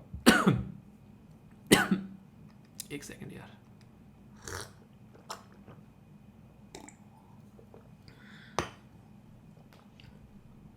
उनके नाम भी कई बार आप लोगों से यहां पर पूछ ले आते हैं, ठीक है। तो रुचिरा कंबोज आप लोग यहां पर इनका नाम याद रख सकते हैं, ठीक है। कल को चलकर वनडे टाइप एग्जाम में क्वेश्चन आप लोगों से बन जाए तो कंफ्यूज आप लोगों को नहीं होना है। 1945 में यहां पर इसको बनाया गया, जो कि आप लोग समझ सकते हैं 193 इसके अंदर आज के डेट में आप लोगों को मेंबर देखने को मिलेंगे। कहां से आते हैं मेंबर निकलकर, ये काफी इंपॉर्टेंट है। परमानेंट मेंबर तो मैंने बता दिया कि 5 है भाई साहब परमानेंट मेंबर। बाकी के जो नॉन परमानेंट मेंबर हैं यहाँ पर, ये आप लोगों को देखने को मिलेंगे 2 साल के लिए चुने जाते हैं 10 नॉन परमानेंट मेंबर। 3 अफ्रीका से आते हैं, 2 एशिया से आते हैं, 2 लैटिन अमेरिका से, 2 वेस्टर्न यूरोप या अदर से और ईस्टर्न यूरोप से एक मेंबर देखने को मिलेगा। तो इस तरीके से पैटर्न आप लोगों के सामने यहाँ पर निकल कर आता है। ये यूएन सिक्योरिटी काउंसिल जो है ये हाईएस्ट डिसीजन मेकिंग बॉडी आप लोगों को देखने को मिलेगी यूएन के अंदर में। तो ये इसके बारे में कुछ बेसिक इन्फॉर्मेशन है। एक क्वेश्चन मैं आप लोगों से पूछना चाहूंगा, अगर पूछा जाए आप लोगों से किसी के द्वारा एक क्वेश्चन, तो आप लोग बताएगा कि जो वीटो पावर है वो यहाँ पर कौन से आर्टिकल के अंदर मेंशन है, यहाँ पर इसका जो आर्टिकल है ये आप लोगों से आई थिंक शायद एसएससी या फिर कहीं पर एक क्वेश्चन आप लोगों से पूछा जा चुका है, ठीक है। तो आगे भी रिपीट हो सकते हैं क्वेश्चन यहाँ पर इस तरीके से, और यूपीएससी के अंदर भी स्टेटमेंट देकर आप लोगों से क्वेश्चन पूछा जा सकता है। तो इस तरीके से फैक्चुअल इन्फॉर्मेशन अगर आप लोगों के पास में होती है ना, तो उससे आंसर राइटिंग भी आप लोगों की इंप्रूव होती है, क्योंकि आप लोग जब फैक्चुअल इन्फॉर्मेशन मेंशन करते हैं तो सामने वाले को भी लगता है कि इंसान को पता है कुछ चीजें। तो इस तरीके से फैक्चुअल इन्फॉर्मेशन आप लोगों का आंसर का जो लेवल है वो आप लोगों का बढ़ा देती है, ठीक है। तो अभी यूएन में बोला गया कि कॉमन इंटरेस्ट होना चाहिए यहाँ पर, कि कहीं ना कहीं लोगों के बारे में जब हम लोग बात करते हैं, हर एक देश जो है वो अपने आप में एक सोवरन कंट्री है, सोवरन संप्रभुता है उसकी खुद की, ठीक है। तो इसलिए कोई भी उसके अंदर इंटरफेयर नहीं कर सकता है। सोवरेनिटी और इंटीग्रिटी वो जरूरी है, और वो जब होगा जब अगर कोई ऐसे टेररिज्म के जो इशू आते हैं उनको हम लोग कंट्रोल कर पाते हैं। तो यहां पर मिलकर डबल स्टैंडर्ड नहीं रखना चाहिए। पाकिस्तान के ऊपर यहां पर कटाक्ष कसते हुए बोला गया हमारे देश के रिप्रेजेंटेटिव के द्वारा कि डबल स्टैंडर्ड रखने वाले देश बहुत ज्यादा हैं। जैसे पाकिस्तान खुद जो है वो टेररिज्म फैला रहा है, और उसके बाद में फिर यहां पर बोला है कि मैं भी टेररिज्म का शिकार हूं। चाइना जो कि बोलता है टेररिज्म को खत्म करना है, इवन संघाई कॉर्पोरेशन ऑर्गेनाइजेशन के अंदर भी इस बदतमीज ने बोला कि टेररिज्म को खत्म करना है। ओ भाई साहब, तुझे टेररिज्म को खत्म करना है, और जब हम लोग बोलते हैं टेररिज्म को खत्म करना है तो यहां पर उसके ऊपर जब कोई कार्रवाई होती है तो ये उसको वीटो कर देते हैं, उसको आगे बढ़ने ही नहीं देते हैं। तो ऐसी हरकतें ये करते हुए नजर आते हैं। तो इसको कहते हैं कि दो धारी तलवार है ये, डबल स्टैंडर्ड। एक गिरा हुआ इंसान नहीं बोलते हैं, जो पहले बोलेगा ये काम करूंगा, फिर बोलेगा नहीं यार पलट गया टाइम पर आने से बाद से। तो ये आप लोगों को इस तरीके के इंसान आप लोगों को देखने को मिलेंगे। तो ये ऐसे इंसानों से जिंदगी में चाहे वो कितना भी प्रोडक्टिव क्यों ना हो, ऐसे इंसानों से हमेशा डिस्टेंस बना के रखना, क्योंकि जब भी मौका मिलेगा वो तुरंत आप लोगों का गला काट के आगे निकल जाएगा। ये रियलिटी बोल रहा हूं मैं। कोई भी इंसान अगर आप लोगों को जिंदगी में धोखा दे चुका है तो आप लोग उससे बहुत ही ज्यादा सतर्क रहना, क्योंकि जब भी फायदा मिलेगा उसको तुरंत आप लोग का फायदा उठा के निकल लेगा। तो कोशिश करो कि ऐसे इंसानों से डिस्टेंस बना के आप लोगों को रखनी है। चाइना पर भरोसा हम लोग कर ही नहीं सकते। पाकिस्तान में जब भी टेररिज्म को रोकने की बात आती है तुरंत वो उसकी गोदी में बैठा लेता है पाकिस्तान को, और तुरंत उसको रोक देता है, ठीक है। तो यहाँ पर एक दूसरे के चलते कंडीशन आप लोगों को देखने को मिलती है। तो ये सारे मुद्दे यहाँ पर जरूरी है टैकल करना, ठीक है। तो अभी कंसर्न उसी को लेकर है यहाँ पर। वैसे अगर बात करें यूएन के अंदर में 5 आप लोगों को ऑर्गन देखने को मिलेंगे। जनरल असेंबली हो गया, ट्रस्टशिप काउंसिल हो गया, इकोनॉमिक एंड सोशल काउंसिल हो गया, इंटरनेशनल कोड ऑफ जस्टिस हो गया। तो ये अलग अलग ऑर्गन अलग अलग तरीके से काम करते हुए नजर आज की डेट में यहाँ पर आप लोगों को आते हैं। तो बेसिक चीजें हैं यूएन के बारे में। अगर कल को कोई पूछ ले, एक स्लाइड यहाँ पर आप लोगों के लिए डाल दी है कि कब कब हम लोग यहाँ पर मेंबर बने और उस टाइम पर हमारे द्वारा क्या क्या काम किए गए हैं, ठीक है। तो हल्का सा देख लेना, कोरियन वॉर थी उस टाइम पर यहाँ पर हम लोग बने, ठीक है। इसी के साथ में यहाँ पर ये यूएन के अंदर में और रिजोल्यूशन लाया गया, को sponsor to mission to Cyprus वाला मुद्दा लाया गया। तो बांग्लादेश वाला मुद्दा यहाँ पर आप लोगों को देखने को मिला। तो वो सारे ऐसे लेबनान और पैलेस्तीन वाला इशू। तो आप लोग हल्का हल्का सा इसके बारे में अगर और जानना चाहते हैं डिटेल में तो इन्फॉर्मेशन आप लोगों को यहाँ पर प्रोवाइड करा दी है, ठीक है। बाकी अगर बात करें, इंडिया इलेक्टेड किया गया नॉन परमानेंट मेंबर अभी यहाँ पर 2021-22 के लिए, फिर आगे एक टर्म यहाँ पर 22-23। तो यहाँ पर आप लोगों को देखने को मिलेगा शानदार वोटिंग हम लोग को मिली। 184-193 मेंबर में से हम लोग को सपोर्ट किया, और ये मेंबर जो थे यहाँ पर ये मोस्टली इलेक्टेड मेंबर है। सबसे ज्यादा बार चुने जाने वाले मेंबर है जापान, दूसरे नंबर पर ब्राजील, तीसरे नंबर पर अर्जेंटीना, चौथे नंबर पर इंडिया, और पाकिस्तान भी पीछे नहीं है, ठीक है। उसका रीजन क्या है? बहुत बड़ा रीजन यहाँ पर आप लोगों को यूएसए देखने को मिलेगा, उससे सपोर्ट यहाँ पर काफी ज्यादा मिलती है। तो ये कुछ ऐसे मेंबर हैं। आप लोगों से पूछा सबसे ज्यादा बार चुने जाने वाले मेंबर कौन से हैं यूएन के अंदर में, तो ये पॉइंट आप लोगों के माइंड में क्लियर होना चाहिए, ठीक है। आगे चलते हैं। यहाँ पर यूनाइटेड नेशन के अंदर अगर बात करें तो उसके ऑर्गन के बारे में क्वेश्चन आप लोगों से पूछा जाए तो कौन कौन से उसके ऑर्गन है, तो ट्रस्टशिप काउंसिल बोला गया है, economic and social council, international code of justice और इंटरपोल की बात की जा रही है। अगर आप लोग ध्यान से सुने, इसका क्वेश्चन का आंसर वीडियो को पॉज करके एक बार दे लिया करो यार, क्योंकि उसका मतलब आर्टिकल का तभी होगा यार। जब मैं आर्टिकल डिस्कस करता हूं ना, उसका बेसिक मतलब तभी निकल कर आएगा जब आप लोग खुद से एक बार आंसर दें, ठीक है। तो मैंने कहीं पर भी इंटरपोल बोला? बिल्कुल नहीं बोला। तो आंसर क्या होगा? ए हो गया, ठीक है। तो डिटेल में आंसर है यहाँ पर आप लोगों के सामने, कोई भी कंफ्यूजन आप लोगों को नहीं होना चाहिए। इंटरेस्टिंग है यहाँ पर ऐसे क्वेश्चन भी आप लोगों से बन सकते हैं कि नॉन परमानेंट मेंबर जो है रीजन में, यूरोप के अंदर में 2, लैटिन अमेरिका के 3, एशिया का 1, अफ्रीका के 3, ये देखने को मिलते हैं। तो सही कौन सा पेयर है? ओनली 1 पेयर, ओनली 2, ओनली 3, या फिर ऑल ऑफ द अबव?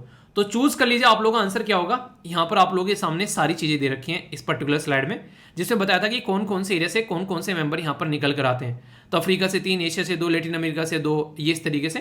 तो यहां से आप लोग क्वेश्चन आंसर ए निकल के आ जाएगा, ठीक है। तो कंफ्यूजन नहीं होना चाहिए, आर्टिकल को शानदार तरीके से आप लोग कवर करना है। कोई भी डाउट हो तो कंफ्यूजन को दूर कर आप लोग को आगे बढ़ना है, और फीडबैक की जो चीज है वो आप लोग जरूर दिया करो। समझ में नहीं आया, डाउट है तो पूछ लिया करो, ओके। ये जो टॉपिक है काफी इंपॉर्टेंट है यहाँ पर यार, क्योंकि डाउन टू अर्थ मैगजीन के द्वारा यहाँ पर ये कवर किया गया और बात की जा रही है यहाँ पर युगांडा में इबोला आउटब्रेक के बारे में। तो ये इसकी वजह से यहाँ पर कई सारे लोगों की जान जाती है। अभी कोविड-19 का आउटब्रेक आप लोगों ने देखा, अभी यहाँ पर ये चीज़ें आप लोगों को देखने को मिल रही है। तो क्वेश्चन कैसे आप लोगों से पूछा जा सकता है कि जो महामारी होती है जिसको आप लोग पेंडेमिक बोलते हैं, तो क्रिटिकली एनालाइज करना है कि राइट टू हेल्थ, जो राइट टू हेल्थ हम लोग शब्द यूज करते हैं ना, ये काफी इंपॉर्टेंट है। तो राइट टू हेल्थ के बारे में बात की जा रही है और यहाँ पर सिचुएशन जो इंडिया के अंदर देखने को मिलती है पेंडेमिक के टाइम पर, तो उसकी स्थिति के बारे में भी आप लोगों से बात की जा रही है। तो महामारी के बीच भारत में जीवन के अधिकार की स्थिति का जो आप लोगों को आलोचनात्मक विश्लेषण आप लोगों को करना है, ठीक है। तो critically analyse the right to health situation in India amidst जो द पेंडेमिक, ठीक है। तो इसके चलते क्वेश्चन आप लोगों के सामने है। इसके चलते मैं आप लोगों को पहले एक बार लोकेशन दिखाता हूं, जो कि कई बार मैप बेस्ड क्वेश्चन भी आप लोगों से पूछा जाता है। एग्जैक्ट युगांडा आप लोगों को यहाँ पर देखने को मिलेगा, ये है युगांडा, ठीक है। तो एग्जैक्ट लोकेशन आप लोगों के सामने, थोड़ा सा अगर जूम कर आप लोग देखोगे तो एक इंटरेस्टिंग चीज आप लोगों को देखने को मिलेगी यहाँ पर, और वो इंटरेस्टिंग चीज क्या है, वो है यहाँ पर लेक विक्टोरिया। लेक विक्टोरिया के अंदर आप लोगों को यहाँ पर युगांडा का पोर्शन देखने को मिलेगा, यहाँ पर आप लोगों को तंजानिया का ही पोर्शन देखने को मिलेगा और कीनिया का भी। तो तीनों कंट्री के बॉर्डर पर लेक विक्टोरिया आती है। तो लेक विक्टोरिया के बारे में याद रखिएगा जरूर। कंपाला जो यहाँ पर कपाला, हाँ शक्तिमान के अंदर में कपाला था, ठीक है। तो कंपाला आप लोग यहाँ पर इसकी कैपिटल देखने को मिल जाएगी। अभी एक इंपॉर्टेंट जो मुद्दा है मैं आप लोगों को बताना चाहूंगा, जो कि थोड़ा सा ध्यान से सुनिएगा। ये थोड़ा सा एडवांस वर्जन है जो कि आप लोगों की समझ में आ जाएगा अगर आप लोग ध्यान से सुनोगे तो, पर लेकिन सर से भी जा सकता है अगर थोड़ा सा भी लापरवाही बरतोगे तो। मैंने आप लोगों को बताया कि पार्ट 3 में आप लोगों को फंडामेंटल राइट देखने को मिलते हैं, आर्टिकल 12 से लेकर आर्टिकल 35 तक, ये कई बार बताया। इसमें आर्टिकल 21 जो है वो राइट टू लाइफ के बारे में बात करता है, ये भी मैंने कई बार बताया। अब थोड़ी सी एडवांस चीजें मैं आप लोगों को बताऊंगा कि किसी भी पर्सन की जब राइट टू लाइफ के बारे में हम लोग बात करते हैं तो यहां पर एक आर्टिकल इंपॉर्टेंट न्यूज में आ जाता है, वो है यहां पर आर्टिकल 12। 21 है, 21 का उल्टा कर दो 12, ठीक है। तो आर्टिकल 12 जो है उसमें बात करते हैं कि article 21 can only be claimed when a person is deprived of his life और लिबर्टी, पर्सनल लिबर्टी की बात की जा रही है, बाय द स्टेट।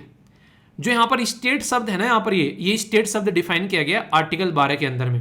यानी कि कौन डिप्राइव कर सकता है आप लोग की लाइफ और लिबर्टी स्टेब्लिश बाय लॉ, यानी कि अगर किसी पर्टिकुलर पर्सन को फांसी की सजा देनी है और कानून के थ्रू उसको फांसी की सजा दी जा रही है, तो इसका मतलब यह कि एक सिस्टमेटिक वे में उसको फांसी की सजा दी जा रही है, जो कि कानून बनाए थे पार्लियामेंट के द्वारा, उस कानून के तहत फांसी की सजा दी जा रही है।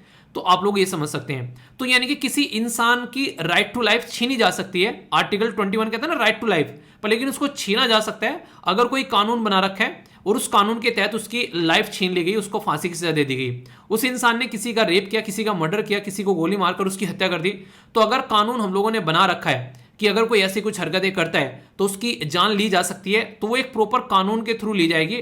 ऐसा नहीं कि किसी का मन आया सलमान खान की तरह जाकर गाड़ी चढ़ा दी और फिर जो है इंसान जो है उसकी डेथ हो गई। ये इस तरह की कंडीशन नहीं देखने को मिलेगी, ठीक है। सलमान खान लवर जो है वो गुस्सा मत होना, ये रियलिटी का केस है। हिरन और यहाँ पर ये केस ऐसे हैं जो कि केस चल रहे हैं इंसान के ऊपर, पर वो प्रॉपर वे में जेल में नहीं पहुंचता है बंदा, ठीक है। तो ये ऐसी ही पावर आप लोगों को देखने को मिलती है।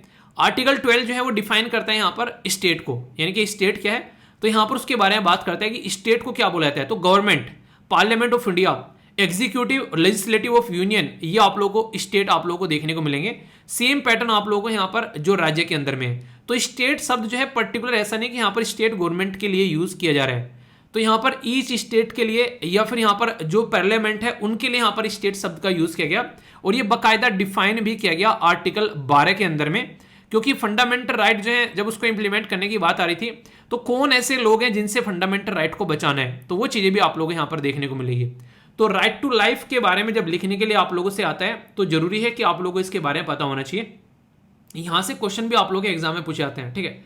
तो आप लोगों के माइंड में कंफ्यूजन इसको लेकर नहीं होना चाहिए। जब भी पेंडेमिक के बारे में अगर लिखने के लिए भी कुछ आ जाए तो यहाँ भी राइट टू लाइफ के बारे में मेंशन किया गया, तो कनेक्ट कर आप लोग समझ पाओगे चीजों को। जब भी कहीं पर आउटब्रेक ऑफ इबोला कोई डिक्लेयर किया जाना है, कोई ऐसा काम करता है, तो वो कौन करता है, ठीक है, ये आप लोग याद रखिएगा। ये करता है यहाँ पर कौन, वर्ल्ड हेल्थ ऑर्गेनाइजेशन। पेंडेमिक के टाइम पर भी आप लोगों ने देखा होगा वर्ल्ड हेल्थ ऑर्गेनाइजेशन ही जो है उसके द्वारा इसको पेंडेमिक डिक्लेयर किया गया, क्योंकि इसी को ये पावर यहाँ पर दी जाती है। तो इसी के चलते एक पर्टिकुलर ऑर्गेनाइजेशन भी मैं आप लोगों की कवर करने वाला हूं। सबसे पहले अगर इबोला के बारे में बात करें तो ये एक हेमोरेजिक यानी कि एक ऐसी बीमारी है, हेमोरेजिक का मतलब क्या होता है, आप लोग बोल सकते हैं कि जब ब्लड का फ्लो होना स्टार्ट हो जाता है, डैमेज हो जाते हैं ब्लड वेसल और बॉडी में से ब्लड निकलता रहता है और उसकी वजह से इंसान की डेथ हो जाती है, तो उसको हेमोरेजिक बोलते हैं। तो ये ऐसी बीमारी आप लोगों को देखने को मिलेगी। तो इसकी वजह से आप लोगों की बॉडी में जब फीवर आना स्टार्ट हो जाए या फिर कोई भी स्वेलिंग, वोमिटिंग, उल्टियाँ आना स्टार्ट हो जाए या फिर ब्लीडिंग होना स्टार्ट हो जाए, ये सारी सिचुएशन आप लोगों को यहाँ से निकल कर आती है। तो ये खतरनाक चीज़ें आप लोग यहाँ पर देख सकते हैं। ये जो बीमारी है इसका नाम रखा गया इबोला वायरस। आखिर क्यों रखा गया? क्योंकि 1976 यानी कि जिस टाइम पर हमारे देश में इमरजेंसी लगी हुई थी, उस टाइम पर एक रिवर है डेमोक्रेटिक रिपब्लिक ऑफ कोंगो के अंदर में, ये वही कोंगो है जहां पर एक ऐसे फैमिली मेंबर के द्वारा कमेंट किया गया था कि सर मैं भी यहां पर आपके लेक्चर देखती हूं डेली, तो उसी कोंगो के अंदर आप लोगों को इबोला रिवर देखने को मिलेगी। उसी इबोला रिवर के नाम पर इबोला वायरस का नाम रखा गया। तो इसी तरीके से आप लोग यहाँ पर समझ सकते हैं, ठीक है। ये जो बेसिकली निकल कर आए ये अफेक्टेड करते हैं यहाँ पर। तो बोला गया कि जैसे कि मंकी, गोरिल्ला, चिंपैंजी, ठीक है, तो वो ऐसे थे जो कि यहाँ पर आप लोग बोल सकते हैं कि जो इबोला वायरस है यहाँ पर, इसको जूनोटिक कैटेगरी में भी आप लोग रख सकते हैं, यानी कि जानवरों से इंसानों में फैलने वाली बीमारी, उसको हम लोग जूनोटिक बीमारी बोलते हैं नॉर्मली। तो ऐसे आप लोग यहाँ पर समझ सकते हैं। तो ये सिचुएशन ऐसी होती है जिसके लेकर आप लोग के माइंड में क्लैरिटी रहनी चाहिए, अच्छा क्या क्या चीजें हैं, ठीक है। फ्रूट बैट यानी कि जो फ्रूट खाने वाला चमगादड़ है वो भी यहाँ पर आप लोगों को देखने को मिलता है। कहते हैं ना कि तोते का काटा हुआ, जो तोते का खाया हुआ अमरूद या तोते का खाया हुआ आम मीठा रहता है। आज की डेट में वो सारी चीज़ें पुरानी हो चुकी हैं। अब अगर कोई ऐसा जानवर कोई खाता है तो आप लोग को उसको धुल कर अच्छे से साफ कर कर खाना है, ठीक है। तो इबोला वायरस जो है या फिर इनके बारे में बात करें तो ये एनिमल टू ह्यूमन ट्रांसमिशन भी आप लोगों को देखने को मिलेगा और ह्यूमन टू ह्यूमन ट्रांसमिशन भी देखने को मिलेगा, यानी कि इंसानों से इंसानों के अंदर और इंसानों से जानवरों के अंदर और जानवरों से जानवरों के अंदर। तो इसीलिए मैंने बोला ये जूनोटिक बीमारी है और जूनोटिक बीमारी वही बीमारी होती है जो जानवरों से इंसानों में फैलती है। इसीलिए हम लोगों ने एक कॉन्सेप्ट अभी लेकर आए जिसको बोला हम लोगों ने one health system. One health का मतलब क्या है कि जानवरों को भी साथ में लेकर चलना है, इसी के साथ में हम लोगों को जो फॉरेस्ट वगैरह है, जंगल वगैरह है, उनको भी साथ में लेकर चलना है और इंसानों को भी साथ में लेकर चलना है, क्योंकि सब एक दूसरे के साथ में कनेक्टेड हैं। आप लोग ऐसा छोड़ नहीं सकते कि इंसानों को छोड़ दो, जानवरों को छोड़ दो या फिर इन्वायरमेंट को छोड़ दो, सबको साथ में लेकर चलना पड़ेगा। तो काफ़ी डिफिकल्ट हो जाती है वरना फिर चीज़ें। तो जो सिम्टम्स है 2 से लेकर 21 दिन के अंदर यहाँ पर देखने को मिलेंगे और फाइनल स्टेज में जो है इंसान की कहानी खराब हो लेती है। स्टार्टिंग में थोड़ा सा सर दर्द, ये सब चीज़ें होना स्टार्ट होंगी, फिर चीज़ें बढ़ती है, वोमिटिंग वगैरह, फिर इस तरीके से तो एक पैटर्न में चीज़ें बढ़ती हैं। तो आज की डेट में कोई भी बीमारी अगर किसी को भी लगती है, मेरे किसी भी भाई बहन यार दोस्त को अगर ये बीमारी देखने को मिलती है किसी भी तरीके आज के डेट में, तुरंत डॉक्टर से जाके कंसल्ट कर लिया करो यार। आज की डेट में चीज़ों को ऐसा नहीं कि आप लोगों को इग्नोर करना है, क्योंकि बीमारी आज से नहीं चल रही है, हम लोग पढ़ रहे हैं आज इसको बैठकर पर, लेकिन 1976 से आप लोगों को ये बीमारी देखने को मिलेगी। तो इसलिए आप लोगों को इसके ऊपर ध्यान रखना पड़ेगा, ठीक है। तो यहाँ पर जरूरी है वरना दिक्कतें फिर यहाँ पर निकल कर आती है। देखिए जब तक स्टार्टिंग का जोन रहता है ना तो आप लोग सोल्यूशन भी निकाल सकते हैं, पर लेकिन इसके बाद में अगर ज़्यादा चीज़ें हो जाएं तो सोल्यूशन भी नहीं निकल पाता है। तो वो नहीं कहते कि जितनी जल्दी पता चल जाए उतनी ही जल्दी सोल्यूशन यहाँ पर निकल जाएगा। तो वो चीज़ें आप लोग समझ सकते हैं। तो इबोला वायरस का जो इन्फेक्शन है यहाँ पर उसके डायग्नोसिस भी जैसे कि एलिसा यानी कि एंटीबॉडी कैप्चर एंजाइम लिंक्ड जो इम्यूनोसॉर्बेंट जो एरे है उसके हिसाब से हम लोग इसको यूज़ कर सकते हैं, ठीक है।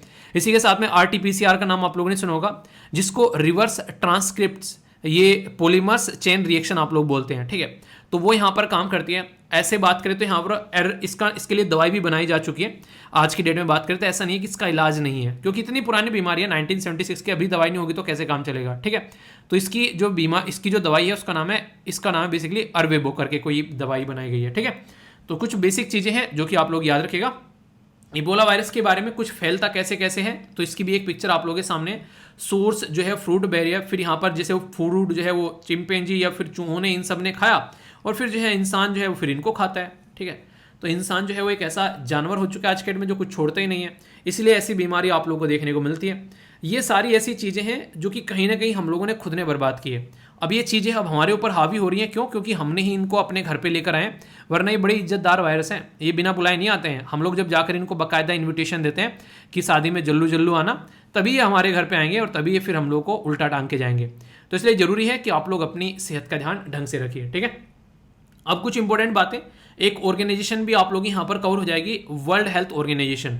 सबसे इंपॉर्टेंट चीज तो आप लोग ये याद रखिएगा वर्ल्ड हेल्थ ऑर्गेनाइजेशन के बारे में कि ये टोटल मिलाकर 5 रिपोर्ट प्रस्तुत करती है। World health report, global nutrition report, world vision report, ambient air pollution report और वर्ल्ड रिपोर्ट ऑन हियरिंग। ये पांचों की पांचों रिपोर्ट जो है ये इसी के द्वारा प्रस्तुत की जाती है, जो कि कई बार एग्जाम में आप लोगों से पूछी जा चुकी है। दूसरा इस्टेब्लिश किया गया था 7 अप्रैल 1948 में, तो इसीलिए 7 अप्रैल को वर्ल्ड हेल्थ डे के रूप में भी सेलिब्रेट करते हैं। यूएन सस्टेनेबल डेवलपमेंट ग्रुप का पार्ट है, एक स्पेशलाइज एजेंसी है। इसका हेडक्वार्टर तो जनेवा स्विट्जरलैंड के अंदर में है, लेकिन रीजनल ऑफिस आप लोगों को Africa, Europe, south east Asia, eastern Mediterranean, western Pacific और अमेरिका के अंदर भी देखने को मिलेगा। और कुछ याद रखो या ना रखो, अपने देश के बारे में जरूर याद रखिएगा। South Asia, south east Asia के अंदर में दिल्ली के अंदर आप लोगों को इसका ऑफिस देखने को मिलेगा। यानी कि नहीं, एक तरीके से कि कम से कम अपने बारे में पता होना चाहिए, दूसरे के बारे में पता हो चाहे ना हो, तो ये आप लोग याद रखिएगा। इसके ऊपर क्या कोई क्वेश्चन पूछा जा चुका है यूपीएससी के द्वारा? तो आप लोगों के सामने है क्वेश्चन, ये है बेसिकली कंप्यूटर जी क्वेश्चन है, आप लोगों के सामने क्वेश्चन दिखाइए और आप लोग यहाँ पर आंसर बताइए, ठीक है। तो यहाँ पर बात की जा रही है इबोला वायरस के बारे में। तो यहाँ पर आउटब्रेक जो इसका देखने को मिला था रिसेंटली अभी, सीरिया, जॉर्डन, या फिर ये सारे नाम आप लोग, गिनी, या यहाँ पर सेरीलियोन, लाइबेरिया, ठीक है। तो ये देख सकते हैं आप लोग यहाँ पर, इसी के साथ में फिलीपींस या फिर पप्पा न्यू गिनी, ठीक है। नेक्स्ट जमाइका, हैती या फिर सूरीनाम। कौन सा आंसर यहाँ पर सही है ये आप लोगों को बताना है। कहाँ पर इसके बारे में बहुत ज़्यादा बातें की गई थी, तो आप लोगों के सामने यहाँ पर ये इस पर्टिकुलर रीजन में बहुत ज़्यादा देखने को मिला था, ठीक है। जो कि इसके बारे में कई सारे आर्टिकल भी मैंने आप लोगों से डिस्कस किए थे। तो ये मैप में भी आप लोगों के सामने अफ्रीका कॉन्टिनेंट के अंदर आप लोगों को ये सारा रीजन देखने को मिलेगा। तो कंफ्यूजन नहीं होना चाहिए यार, अगर आप लोग चीज़ों को प्रैक्टिस कर लोगे तो फिर कोई भी दिक्कत आप लोगों के माइंड में नहीं आनी चाहिए, ठीक है। अभी यहाँ पर एक क्वेश्चन आप लोगों के लिए फ्रेम किया गया, बड़ा ही प्यारा, और इस तरीके से पैटर्न में ये यूपीएससी के पैटर्न में बिल्कुल फ्रेम किए जाते हैं। देखिए जो भी एसएससी, बैंकिंग या फिर स्टेट पीसीएस की तैयारी कर रहे हैं, मैं बार बार उनको एक बात बोलता हूँ कि ये जो वीडियो होती है इसमें करंट अफेयर में आप लोगों को पढ़ाता हूँ। अब न्यूज़पेपर है आप लोगों के सामने, अब आप लोग बोलने लगे कि न्यूज़पेपर है यार हमारे सामने, इंडियन एक्सप्रेस, हिंदू या फिर कोई दूसरा न्यूज़पेपर, कि यार वो न्यूज़पेपर तो जो है वो यूपीएससी के लिए है। न्यूज़पेपर वाले थोड़ी ना यूपीएससी के लिए भाई साहब छाप रहे हैं। एक ऐसा इंसान जो कि किसी एग्जाम की तैयारी नहीं कर रहा है वो भी न्यूज़पेपर पढ़ता है। तो इसलिए मैं कहता हूँ कि ये जो वीडियो होती है ये किसी एग्जाम को आप लोग मत बोलो कि उस एग्जाम के लिए है, ये इस लेवल की वीडियो है कि आप लोगों के लिए कि हर एक एग्जाम में आप लोगों को फायदा पहुंचाएगी। बल्कि मैं बोलूं यूपीएससी का नाम इसलिए इसमें रखा जाता है, यूपीएससी के जो पैटर्न में इसलिए पढ़ा जाता है क्योंकि यूपीएससी के लेवल पर अगर आप लोगों ने आकर तैयार कर ली ना, आप लोग खुद सोचो कि जो भी आप लोग नीचे के जो छोटे छोटे सारे एग्जाम है वो सारे एग्जाम आप लोग निकाल लोगे आराम से। तो इस तरीके से चीज़ों को तैयार करना है, ठीक है। तो इसलिए बार बार मत पूछा करो सर ये बैंक के अंदर फायदा पहुंचाएगी, सर ये टीचिंग के अंदर फायदा पहुंचाएगी, बहुत सारे नाम लेते हो आप लोग अलग अलग एग्जाम के। तो करंट अफेयर पढ़ा रहा हूं यार, अगर आप लोगों को करंट अफेयर वहां पर पूछा जा रहा है तो ये वीडियो आप लोगों को फायदा पहुंचाएगी। आप लोग नहीं यकीन आता है तो पढ़कर आप लोग पेपर उठाकर देख लो, सीधी सी बात है, okay. Ebola virus disease, EVD के बारे में यहां पर बात की जा रही है। बोला गया कि ये एक डेडली डिजीज है जो कि आप लोगों को देखने को मिलती है यहां पर मोस्टली अफ्रीकन कॉन्टिनेंट के अंदर में, पहली स्टेटमेंट। दूसरा बोला गया डिस्कवर की गई 1976 में कोंगो के अंदर में, डेमोक्रेटिक रिपब्लिक ऑफ कोंगो के अंदर में। मोस्टली इफेक्ट करती है लोग जो कि ह्यूमन जो प्रिमिटिव्स होते हैं, यानी कि एक तरीके से जंगलों में रहने वाले आप लोग बोल सकते हैं। तो कौन सी स्टेटमेंट यहां पर करेक्ट है बताइए? ओनली 1, ओनली 2 या फिर यहां पर ऑल या फिर नन? सही आंसर क्या है आप लोगों के सामने? सही आंसर है ए, ठीक है। ये आप लोग यहां पर भी देख सकते हैं। देखिए कई बार ना जैसे यहाँ पर ए लिखा है, बी लिखा है, ये कई बार थोड़ा बहुत गलत हो जाता है। मैंने कहा था कि प्रिंट मिस्टेक हो जाती है, जल्दबाजी में थोड़ा बहुत गलत हो जाता है, तो उसको इग्नोर कर सकते हैं क्योंकि एक्सप्लेनेशन यार नीचे भी रहता है आप लोगों के सामने, ठीक है। तो कई बार ऐसा होता है, छोटी मोटी गलती चलती रहती है। खुद देखा करो आप लोग स्लाइड कितनी रहती है एक वीडियो के अंदर में, 100 से भी ज़्यादा स्लाइड जो है वो प्रिपेयर की जाती हैं। तो इतनी सारी स्लाइड जब प्रिपेयर की जाती हैं तो कहीं छोटी मोटी गलती यार अगर हो जाया करे तो मैं एक तरीके से बच्चा समझ के माफ़ कर दिया करो यार क्योंकि आप लोग खुद समझते हैं कि इतनी सारी चीज़ें जब रहती है, किताब भी कोई प्रिंट करता है ना, उसमें भी अगर 100 पेज होंगे, 150 पेज होंगे, आप लोग समझ सकते हैं एक 100 पेज की किताब में डेली आप लोगों को पढ़ाता हूँ जब आप लोग पीपीटी देखोगे जाकर, ठीक है। तो उसमें छोटी मोटी कहीं गलती नहीं हो जाया करे तो यार वही बात फिर से बोलूँगा कि माफ़ कर दिया करो बच्चा समझ के, आपका बच्चा है हालांकि आप सारे मतलब हम उम्र हो, भाई दोस्त बहन सब, तो मतलब वह कि बस थोड़ा देख ले करो, ठीक है। अरे कल हाँ मैंने एक आर्टिकल आप लोगों को पढ़ाया तो उसमें कई सारी जो लड़कियां थी वो कमेंट करी थी सर काश आपके जैसा हमारा भाई होता, क्योंकि उसमें से एक लड़की के द्वारा बोला गया कि सर मैंने अपने भाई को बोला कि दुकान से जाके लेके आ, पैड लेके आ कि मुझे पीरियड्स आ रखे हैं, तो वो साफ मना कर दिया उसने मुझे। और सर बेसिकली मेरी तरफ को गुस्सा भी हो जाता है कई बार कि ये काम अपने आप से किया कर, मुझे मत बोला कर, ठीक है। तो आप लोग समझ सकते हैं यार, ये सारी चीज़ें उसके भाई की गलती नहीं है यहाँ पर, ये सारी चीज़ें जो है कहीं ना कहीं हमारा एजुकेशन सिस्टम की गलती है ये सारी, ठीक है। एजुकेशन सिस्टम की गलती है, एक पेरेंटल प्रॉब्लम भी आप लोग यहाँ पर बोल सकते हैं। पेरेंट्स ने भी उस चीज़ों को इतना ज़्यादा डिस्कस नहीं किया बच्चों के साथ में कि हाँ ऐसा कुछ होना चाहिए, तो ये सारी चीज़ें वहाँ से निकल कर आती है। तो यहाँ पर जब तक स्कूल में ये सारी चीज़ें प्रॉपर वे में नहीं बताई जाएंगी, पेरेंट्स नहीं बताएंगे, मूवीज इनके ऊपर नहीं बनाई जाएंगी, प्रॉपर वे में लोगों को चीज़ें समझाई नहीं जाएंगी, तब तक कैसे पता चलेगा कि ये प्रॉब्लम नहीं, ये एक नेचुरल चीज़ है पीरियड साइकिल, जिसकी वजह से हम जैसे इंसान जो है इस धरती पर आते हैं। तो ये सारी चीज़ें बतानी पड़ेगी कि नेचुरल है, ये अपनी कोई हाथ की चीज़ नहीं है यहाँ पर ये, ठीक है। तो ऐसे आप लोग समझ सकते हैं। तो कहीं ना कहीं एजुकेशन सिस्टम में भी ये थोड़ी बहुत चीज़ें चेंज होनी चाहिए ताकि इन चीज़ों को इंप्रूव किया जा सके।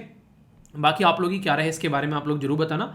और जो क्वेश्चन यहाँ पर बोला गया है ये पेंडेमिक के बारे में, तो आप लोग कोरोना के बारे में भी यहाँ पर बात कर सकते हैं। हेल्थ का स्टाफ, हेल्थ के इंस्ट्रूमेंट, इसी के साथ में डॉक्टर टू जो पेशेंट रेशो होता है, वो सारी चीज़ें भी दिक्कतें देखने को मिलती हैं। तो बहुत सारी ऐसी प्रॉब्लम है पेंडेमिक के टाइम पर जो कई सारे चैलेंज फेस किए गए, तो उनके सोल्यूशन के बारे में भी आप लोग बात कर सकते हो, ठीक है। तो इंटरेस्टिंग और इंपॉर्टेंट आर्टिकल है, कंफ्यूजन नहीं होना चाहिए, अगर कंफ्यूजन होगा तो बताना, उसका सोल्यूशन भी फिर निकाला जाएगा, ठीक है। इस पर्टिकुलर स्लाइड के ऊपर आप लोग एक शब्द लिखा हुआ दिख रहा है जिसका मतलब है यहाँ पर आयुर्वेदा। आयुर्वेदा या फिर मैं शब्द बोलूँ आयुर्वेद, आप लोग रियलिटी में इस शब्द का मतलब समझते हैं? इसको जब आप लोग इसका यानी संधि विच्छेद जब आप लोग इसका करोगे तो आयुष प्लस वेद आप लोगों को देखने को मिलेगा, आयुष प्लस वेद, ठीक है। तो ये आप लोगों के सामने यहाँ पर ये शब्द निकल कर आएगा। इसका मतलब क्या है? इसका मतलब है कि जीवन का विज्ञान, यानी कि अपने जीवन को समझने का अर्थ है आयुर्वेद। तो जीवन का विज्ञान यानी कि ठीक से कहा जाए तो जीने का विज्ञान आप लोग बोल सकते हैं। ये जीने का विज्ञान आयुर्वेद है, यानी कि जो हम लोग खाते हैं पीते हैं, जिस तरीके से हम लोग रहते हैं, वो यहाँ पर जो विज्ञान उसको आयुर्वेदा बोलते हैं। आज की डेट में जो इंसान बीमार होता है, जरा सी देर में हम लोग गोली लेकर आते हैं, डोलो जैसी गोली, डोलो और मोलो मजे ले लो, ठीक है। हम लोग खाते हैं तुरंत और अपना जिंदगी के मजे लेने लगते हैं।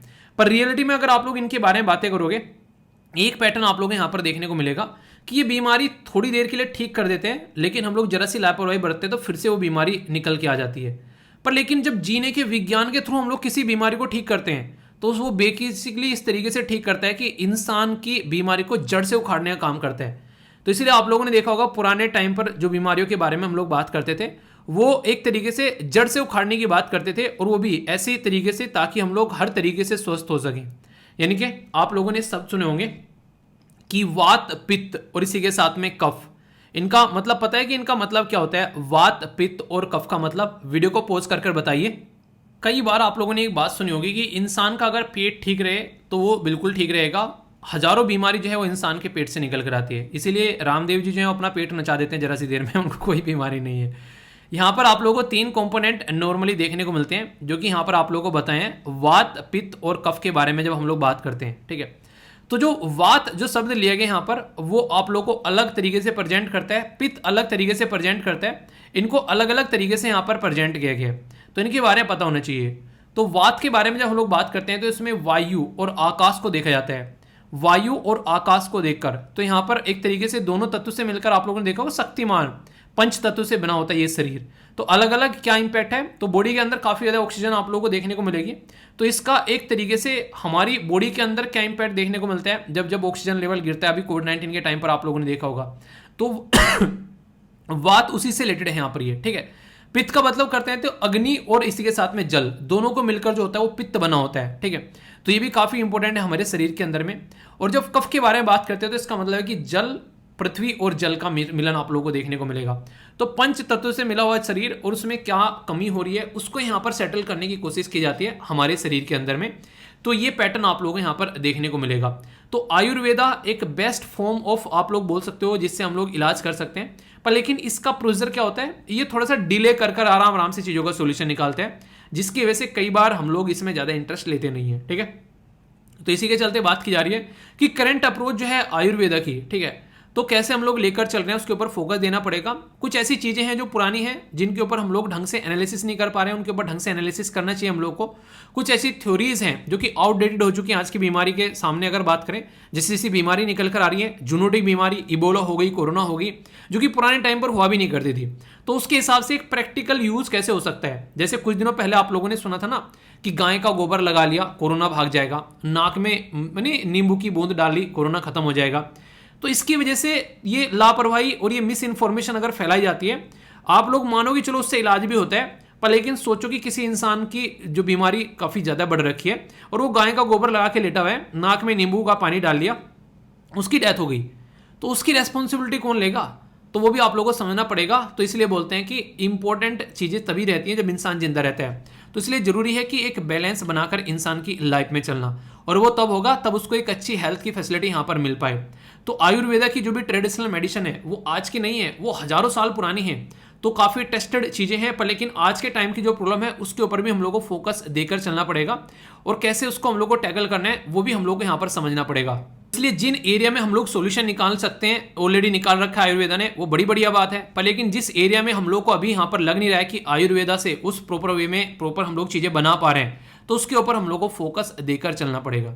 तो आयुर्वेदा, आयु प्लस वेदा, ठीक है, तो एक तरीके से मीन्स ऑफ लाइफ, ठीक है। तो मैंने अभी बोला यहाँ पर एक तरीके से साइंस ऑफ लाइफ, तो ये याद रखेगा यहाँ पर। इसमें आप लोग कई सारी चीज़ें देखने को मिलेगी। अगर आप लोग देखोगे कि बीमारी को कैसे यहाँ पर डिवाइड किया गया इसके अंदर में, तो आप लोग समझोगे यहाँ पर नारा आयुर्वेदा, ठीक है, तो डील करता है ह्यूमन लाइफ के साथ में।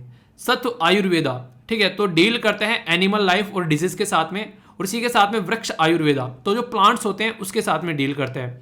तो सबकी डिजीज बीमारी के बारे में इसके अंदर बात की जा रही है। ऐसा नहीं है कि इसके अंदर किसी को छोड़ा गया है। तो एक प्रॉपर मेडिसिनल सिस्टम है यहाँ पर, जिसके नाम की हमारे देश में एक मिनिस्ट्री भी तैयार की गई। पहले कोई मिनिस्ट्री नहीं थी, अभी रिसेंटली एक मिनिस्ट्री बनाई गई। आप लोगों को ये बताना है कि किस साल में हम लोगों ने इस पर्टिकुलर एरिया से रिलेटेड मिनिस्ट्री बनाई है, और पहले ये किसके अंदर आया करता था।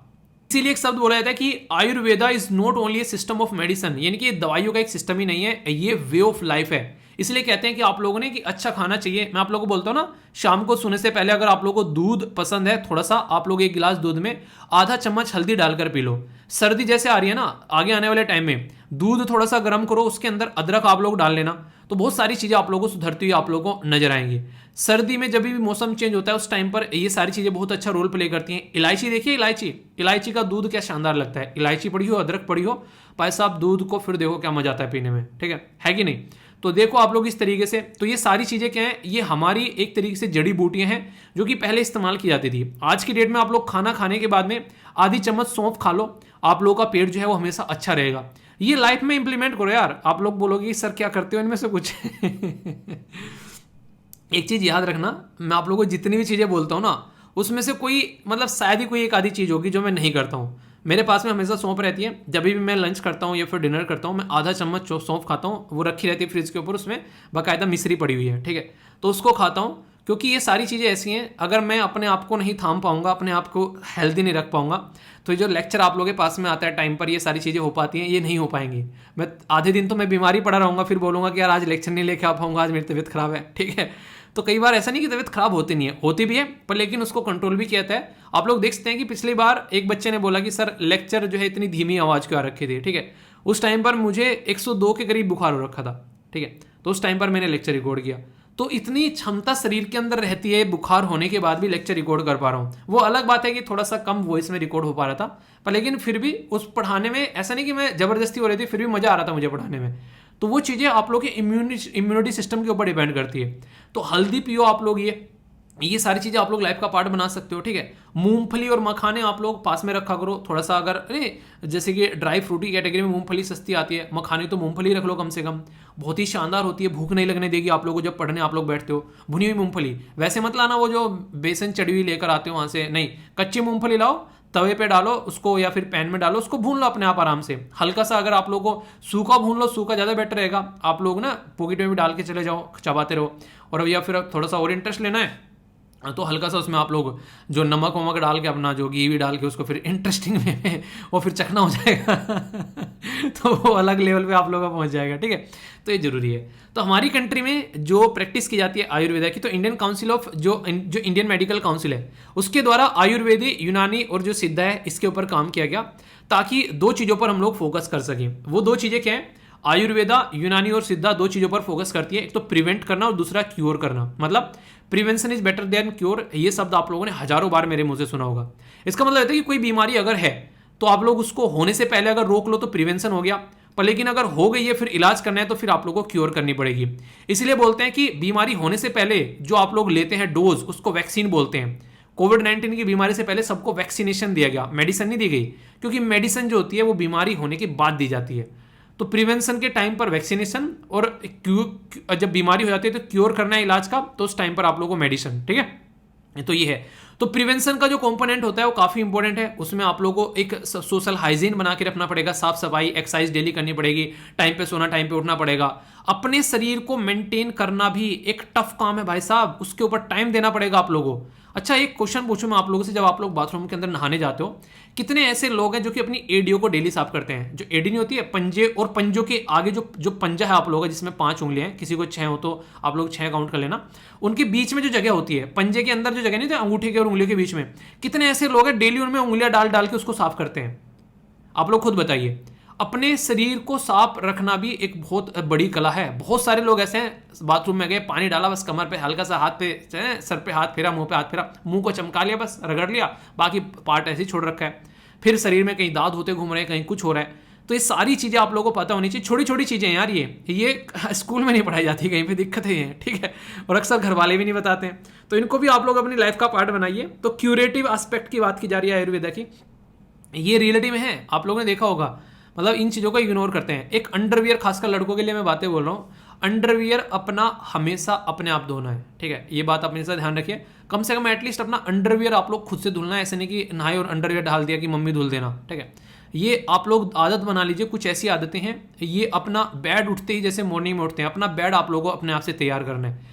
अगर ये डिसिप्लिन की चीज़ें यार, ये आप लोगों की लाइफ में डिसिप्लिन लेकर आएंगे, और आप लोग लाइफ में एक अच्छी तरीके से अपने आप को समझ पाओगे, संभाल पाओगे, और एक शांत दिमाग से आगे बढ़ पाओगे, ठीक है।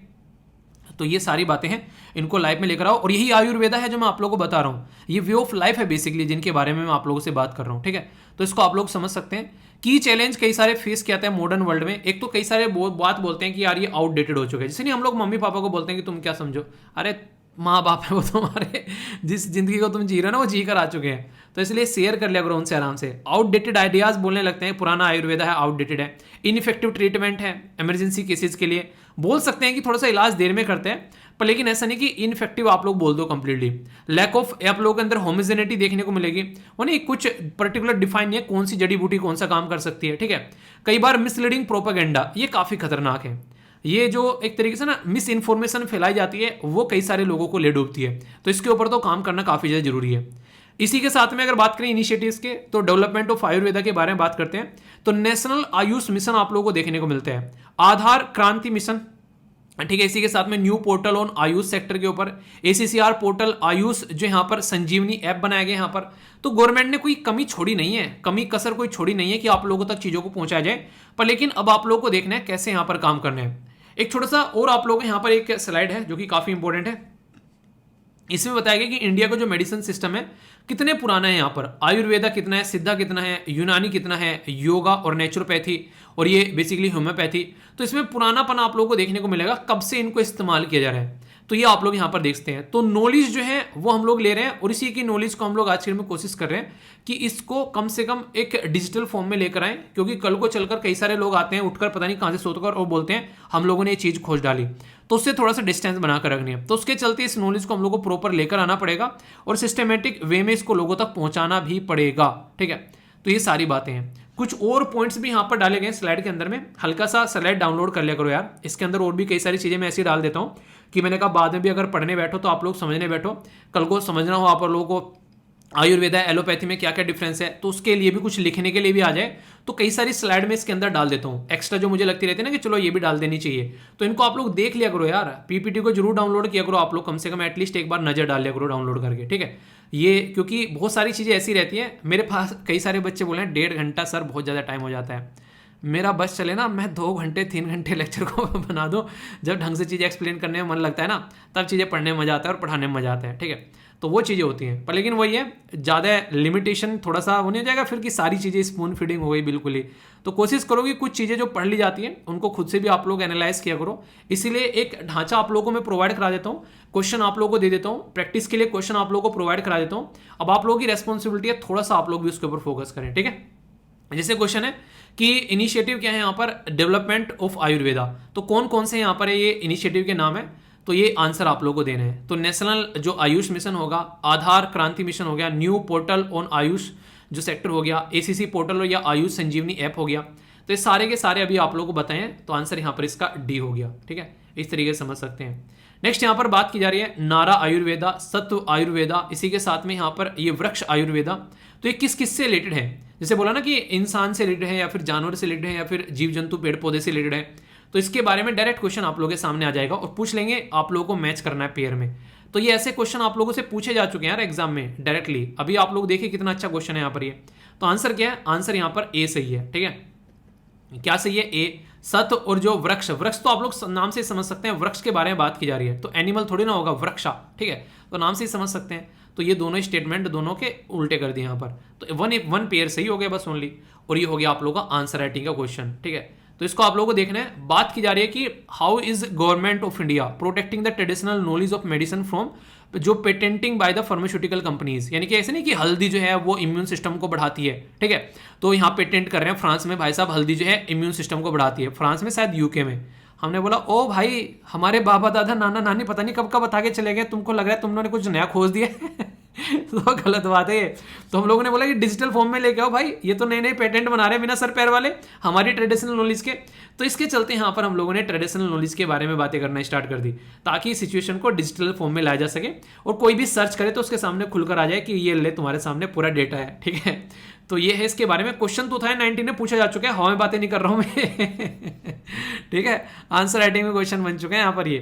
तो ये काफी एक इंपॉर्टेंट टॉपिक था।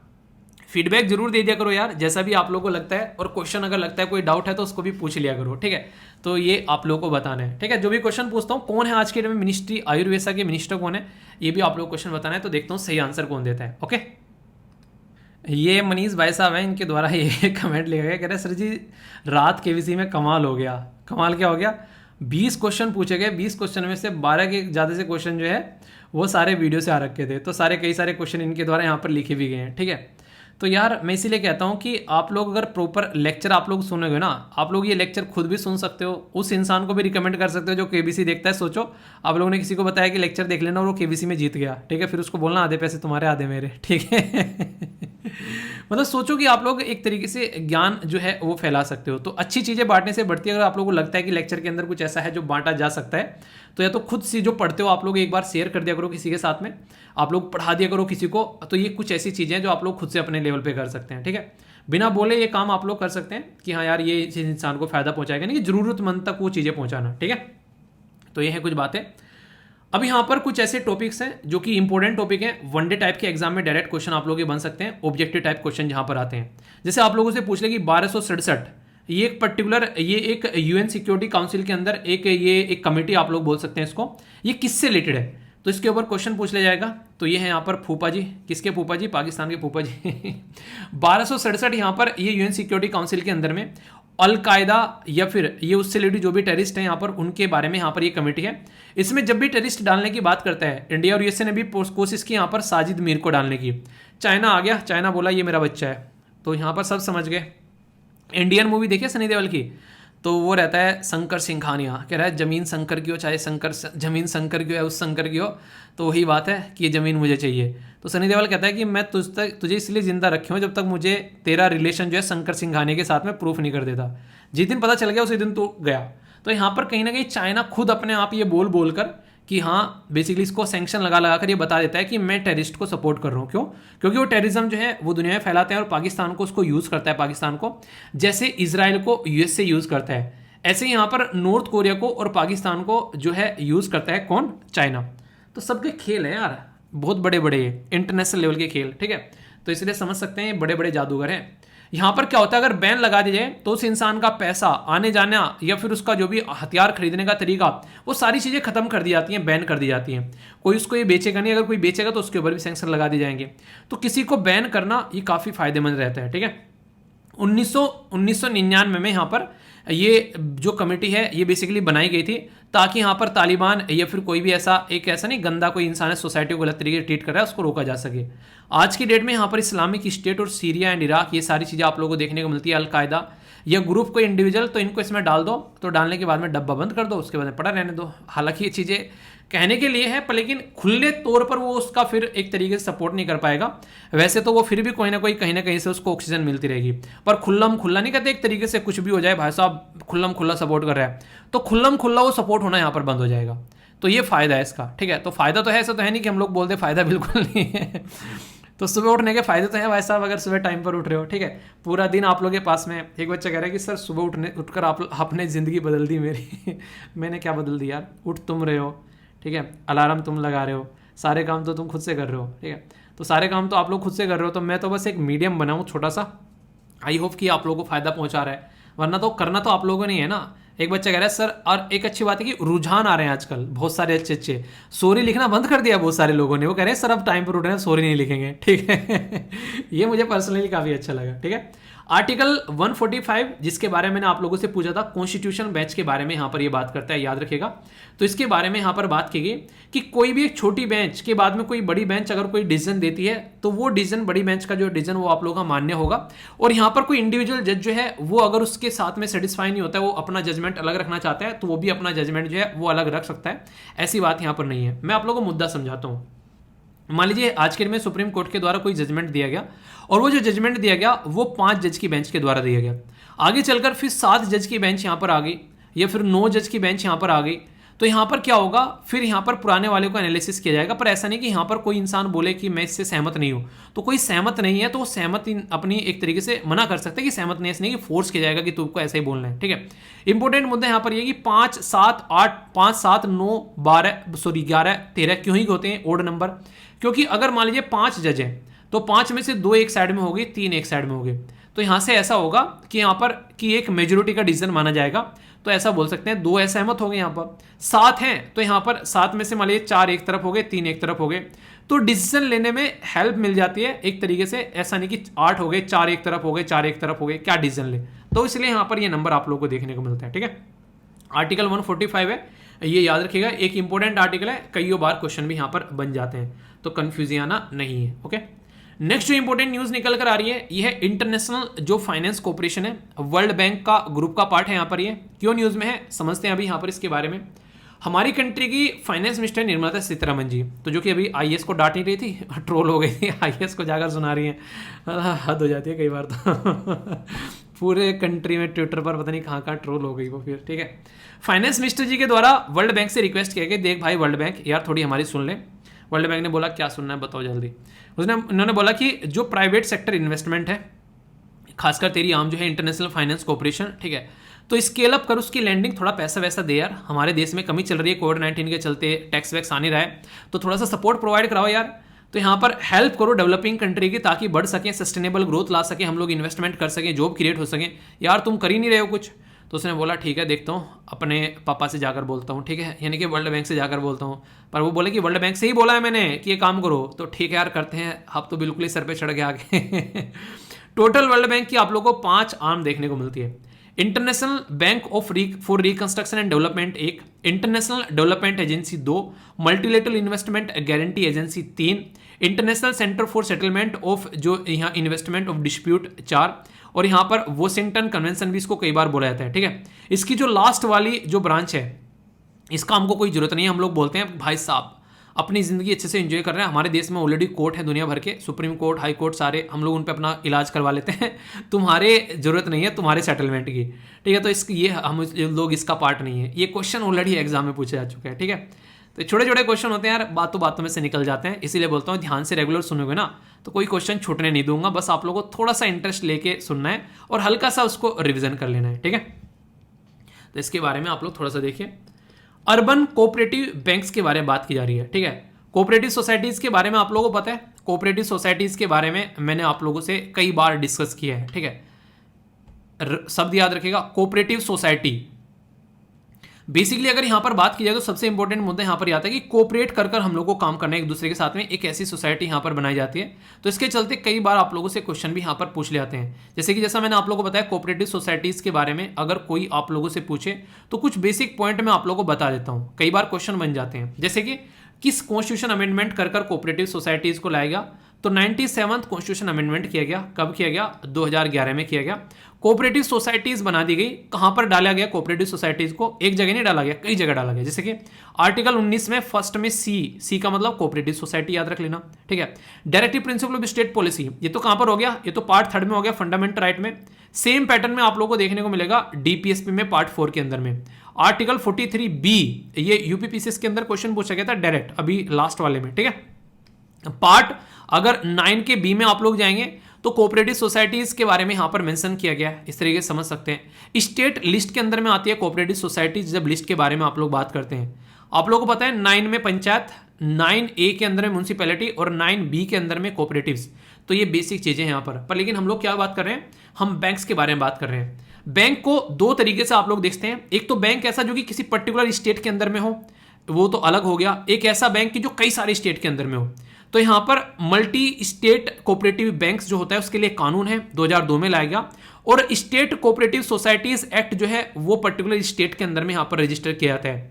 तो बोला गया है कि यहां पर इंडिया जो यहां पर रिजर्व बैंक ऑफ इंडिया के द्वारा अर्बन कोऑपरेटिव बैंक से पूछा गया कि urban cooperative bank with deposit above 10,000 crore के अंदर अगर उसके अंदर डिपॉजिट आ जाता है तो अपॉइंट करेगा चीफ कंप्लायंस ऑफिसर, ठीक है। ये 1 अप्रैल से, ताकि कोऑपरेट गवर्नमेंट को इंप्रूव किया जा सके। पैसा आ गया तो इसका मतलब ये नहीं कि आप लोग मजे ले लो, इसका मतलब है कि और रेस्पॉन्सिबल आप लोगों को बनना है, ठीक है। तो आरबीआई जो है इसी के साथ में रजिस्ट्रार ऑफ कोऑपरेटिव सोसाइटीज यहाँ पर ये इसके द्वारा रेगुलेट किया जाता है। तो प्रमोट करते हैं ताकि शांति में अच्छे से इन्वेस्टमेंट भी आ सके और फाइनेंशियल इंक्लूजन यानी कि जनता को सर्विस अच्छे से प्रोवाइड कराई जा सके। तो ये वो बेसिक चीजें हैं जिनसे डायरेक्ट क्वेश्चन आप लोगों के एग्जाम में बनते हैं। तो कंफ्यूजन आना नहीं है, अगर कंफ्यूजन हो तो उसको दूर कर कर आगे बढ़ना है, ठीक है। सी सेट का क्वेश्चन है, इसको आप लोग अटेम्प्ट कर लो, फिर अभी इसका आंसर भी आप लोगों को मैं बता दूंगा। और कई बार आंसर थोड़ा सा इधर उधर हो जाता है तो टेंशन मत लिया करो, वैसे ऑप्शन रहते हैं आप लोग समझ जाते हो, ठीक है। तो यार वही कहता हूँ मैं, फिर भी कहीं कहीं प्रिंट मिस्टेक हो जाती है, बता दिया करो कि हाँ गलती हो गई है। पर ऐसा नहीं कि आप लोग यार तलवार लेकर सर पर चढ़ जाओ, सर ये क्या कर दिया। कभी कभी हो जाता है भाई। बच्चा कह रहा है सर हर दिन लेक्चर में कोई ना कोई गलती रहती है, मैं हर दिन आपके लेक्चर में कोई ना कोई गलती निकाल सकता हूँ। अच्छा जी, सोच रहा हूँ रोबोट को पढ़ा दूँ बैठा के, ठीक है। रोबोट पढ़ाया करेगा आप लोगों को, वो गलती नहीं करेगा। इंसान हो तो यार गलती तो होगी, ठीक है। आप लोग खुद देखो, जब इंसान कोई काम करने स्टार्ट करता है तो गलतियाँ होती हैं और कई बार टेक्निकल एरर रहती हैं यार, प्रिंट मिस्टेक हो गई तो उसमें मेरी क्या गलती है, ठीक हो तो है। चलो इंजॉय करते रहो जो भी आप लोगों को लगता है, हम तो ना सुधरेंगे। लॉन्ग रेंज रेडियो LORA, ठीक है। तो इसके बारे में बात की जा रही है। फर्स्ट इंस्टीट्यूट जो development of research and banking technology के बारे में बात की जा रही है, जो कि आरबीआई के इंस्टीट्यूट्स के द्वारा डेवलप किया जा रहा है। यहाँ पर बेसिकली बात की जा रही है यहाँ पर लो कॉस्ट फाइनेंशियल नेटवर्क के बारे में, ठीक है, रिमोट एरिया में, ताकि उसको पहुंचाया जा सके। तो LORA, तो आप लोगों से पूछ ले कि LORA क्या है, ये टेक्नोलॉजी क्या है। तो ये एक तरीका, ये वायरलेस मॉड्यूलेशन टेक्निक है, जो कि एक फिजिकल लेयर भी बोल सकते हैं, लॉन्ग रेंज कम्युनिकेशन करने का यहाँ पर काम करेगी, ठीक है। तो ये क्वेश्चन डायरेक्ट पूछा जा सकता है आप लोगों से। तो लॉन्ग रेंज रेडियोस को बोला गया, ठीक है। तो इसके तहत यहाँ पर और दूसरे डिवाइस यहाँ पर कनेक्ट कर कर एक डेडिकेटेड पर्टिकुलर एरिया में यहाँ पर चीज़ों को यूजर तक हम लोग कनेक्ट कर सकते हैं, ठीक है। बैंक जो है यहाँ पर इसका इस्तेमाल कर सकता है प्राइवेट जो नेटवर्क, खासकर अगर बात करें थर्ड पार्टी के थ्रू यहाँ पर कोई चीज़ प्रोवाइड कराने के लिए, ठीक है। तो इस तरीके से समझ सकते हैं और कॉस्ट इफेक्टिव भी रहेगा, ठीक है। और यहाँ पर एस्टिमेशन लगाया जाए 20% जो चीपर है ऑलमोस्ट, जो मेंटेनेंस कॉस्ट। तो ये भी एक बात आप लोग बोल सकते हैं, ठीक है। क्वेश्चन है आप लोगों के सामने, यहाँ पर पीएम गति के बारे में हम लोगों ने बात की थी। तो किस ईयर तक यहाँ पर, कितने ईयर तक यहाँ पर अगर कोई लीज पर प्रोवाइड कराना है तो यहाँ पर ये प्रोवाइड कराया जा सकता है। 10 साल, 15 साल, 25 साल या फिर 35 साल, ये आप लोगों को बताना है। नेक्स्ट यहाँ पर क्वीन एलिजाबेथ जो है वो कितने लंबे समय तक जो है मजे लेकर गई है। नेक्स्ट क्वेश्चन यहाँ पर बात की जा रही है कि कौन सी डिजीज जो है अफ्रीका के अंदर में WHO के द्वारा लॉन्च किया गया 1.5 बिलियन कैंपेन, ताकि उसके लिए वैक्सीनेशन को इंक्लूड किया जा सके 2023 तक का। तो यहाँ पर बैक्टीरियल मेनिंजाइटिस, कोविड-19, पोलियो या फिर हेपेटाइटिस। यूरोपियन यूनियन और इंडियन ग्रीन हाइड्रोजन जो फोरम है ऑर्गेनाइज कराया गया कौन सी मिनिस्ट्री के द्वारा? Ministry of power, ministry of new renewable energy, ministry of external affair और मिनिस्ट्री ऑफ जो कॉमर्स एंड इंडस्ट्री। तो सही आंसर आप लोगों को बताना है। एक छोटी सी बात मुझे आप लोगों से यहाँ पर करनी है कि कम्युनिटी के अंदर में जब भी मैं कोई क्वेश्चन पोस्ट करता हूँ यहाँ पर, ठीक है, आप लोग यहाँ पर देखें, कम्युनिटी के अंदर जब क्वेश्चन पोस्ट किए जाते हैं, आप लोग ये बताओ, मतलब पढ़ाने के बाद भी यहाँ पर कई सारे क्वेश्चन जो है आप लोग गलत करते हो, क्या रीज़न है इसका? आप लोग ये बताओ, मतलब क्वेश्चन मैं ऑलरेडी पढ़ा चुका हूँ आप लोगों को वीडियो के अंदर में। उसके बाद भी जब आप लोगों से आंसर पूछा जाता है तो यहाँ पर गलत आंसर करते हैं बहुत सारे बच्चे। रीज़न क्या है यार इसका, पढ़ाने के बाद भी आप लोग गलत आंसर कर रहे हो, देखो यहाँ पर। ठीक है, समझ सकते हैं आप लोग यहाँ पर कि मतलब क्या चक्कर रहता है। एक तो होता है कि मैंने पढ़ाया नहीं है, उसका आंसर आप लोग कर रहे हो। ये थोड़ा सा मुझे अजीब लगा, मतलब क्या रीज़न है, मुझे समझाओ तो सही कि आप लोग क्यों पढ़ाने के बाद भी आंसर गलत करते हो। ठीक है, इसका आंसर 35 है। यहाँ पर ये 70 साल तक एंजॉय करके गई है, अपने बेटे को 70 साल तक अनएम्प्लॉयड रखा है इसने। ठीक है, इसके साथ में यहाँ पर अगर बात करें तो ये है बैक्टीरियल मेनिंजाइटिस, जिसके लिए यहाँ पर ये WHO इनके World Health Organization support provide करा रहा है, ये याद रखिएगा। इसी के साथ में यहाँ पर मिनिस्ट्री ऑफ न्यू रिन्यूएबल आप लोगों को देखने को मिलेगी, क्योंकि ग्रीन हाइड्रोजन के बारे में बात की जा रही है। तो बी आंसर आप लोगों के सामने है। ठीक है, यहाँ पर इसको सही देख लेना आप लोग, जब करोगे तो सी आंसर आप लोगों का सही आएगा। आगे कुछ बातें यहाँ पर, एक गुजराती फिल्म है। ठीक है, फिल्म नहीं, गुजराती फिल्म है। तो ये नेशनल लेवल की न्यूज़ है आप लोगों के साथ में। यहाँ पर यहाँ पर इसका नाम है यहाँ पर चेलो। ठीक है, चेलो शो या फिर लास्ट फिल्म शो इसका नाम है। तो मूवी जो है डायरेक्ट की गई यहाँ पर जो पान नलीन के द्वारा। ठीक है, तो ये जो मूवी है यहाँ पर ये ऑस्कर में एंट्री कर रही है, ऑफिशियल एंट्री ऑस्कर में। तो एक अच्छी बात है, तो congratulations to all of you, और गुजरात वालों को खासकर। ठीक है, इंडिया के बारे में बात करें तो लॉन्गेस्ट रिवर क्रूज सर्विस जो कि सबसे लंबी आप लोगों को देखने को मिलेगी, कहां से कहां तक का।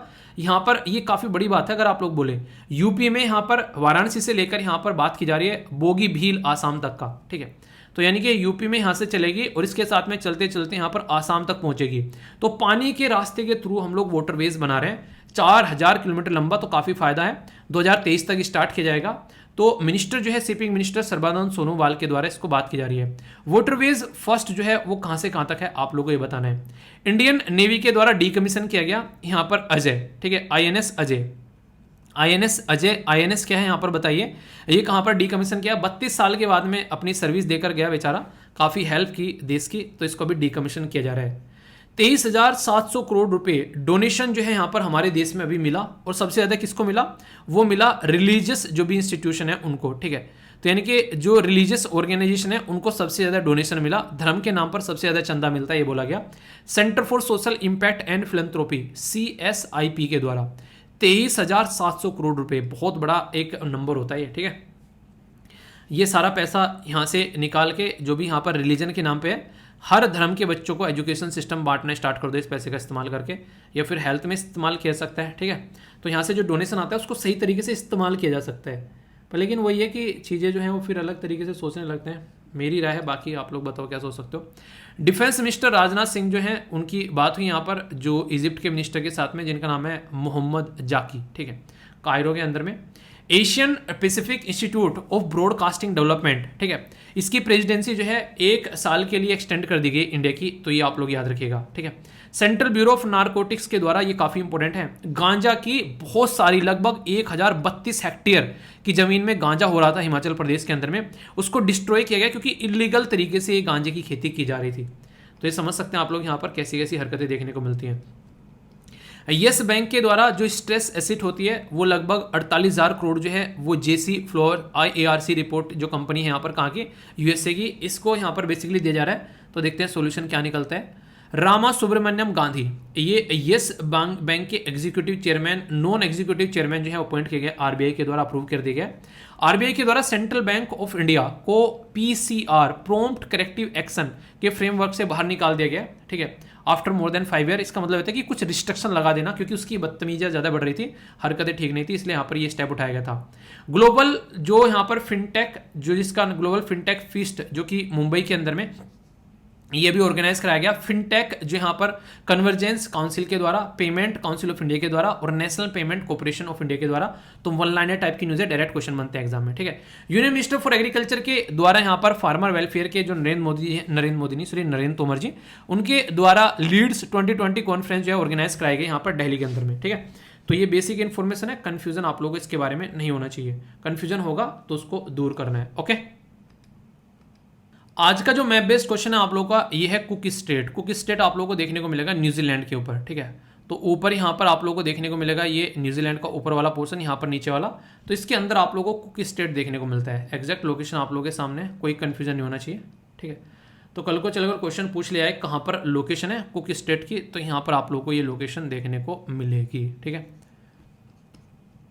तो ये मैप बेस्ड क्वेश्चन आप लोगों को हो गया, कन्फ्यूजन नहीं रखना है। 5 नए वोकैबुलरी के शब्द हैं आप लोगों के सामने जो कि इंग्लिश को इंप्रूव करेंगे। एसएससी बैंकिंग के अंदर में एंटोनिम्स सिनोनिम्स पूछे जाते हैं, इनको आप लोग देख लेना। पांचों के पांचों डाल दिए हैं आप लोगों के लिए यहाँ पर वीडियो के अंदर में। वीडियो फिर और ऊपर हो जाएगी, फिर आप लोग फिर मुझे सुनाओगे। आज का वर्ड ऑफ द डे है यहाँ पर, ये है बेसिकली मोल, ठीक है। तो इसका मतलब होता है कि डीपली रिफ्लेक्शन, किसी सब्जेक्ट के बारे में विचार विमर्श करना, ठीक है। I mulled over the events of afternoon, ठीक है। तो ये है यहाँ पर, इस तरीके से आप लोग जो है सेंटेंस फॉर्म कर सकते हैं। सिनोनिम्स भी हैं इसके। आज के एसएलवी कमांडो जो है आईएएस, ये भी अच्छा तरीका है। अगर खासकर लड़कियां, अगर उनको प्रॉब्लम है, या फिर लड़के भी कर सकते हैं अपने नाम के सामने, अगर आप लोग चाहते हैं किसी को नाम नहीं पता चले तो आईएएस आईपीएस लिखकर भी आप लोग रख सकते हैं, ठीक है। ये हर सोशल मीडिया हैंडल पर आप लोग कर सकते हैं। राजू श्रीवास्तव जी जो है वो हमारे बीच में नहीं रहे, जिनके बारे में बात की जाए, इनका जो नाम भी आप लोग यहाँ पर देखते हैं, सत्य प्रकाश श्रीवास्तव। किसको पता था इनका ये नाम था? मुझे पर्सनली नहीं पता था, ठीक है। इसलिए मैं कहता हूँ कई बार आप लोगों से मुझे सीखने को मिल जाता है। तो सत्य प्रकाश श्रीवास्तव था इनका पूरा नाम। राजू श्रीवास्तव जो इनको शॉर्ट फॉर्म में बोला करते थे, और गजोधर भी आप लोगों ने सुना होगा। तो हमारे बीच में नहीं रहे अभी रिसेंटली यहाँ पर ये, तो इनके बारे में मैंने आप लोगों से पूछा था। एक काफ़ी इंपॉर्टेंट कॉमेडियन थे।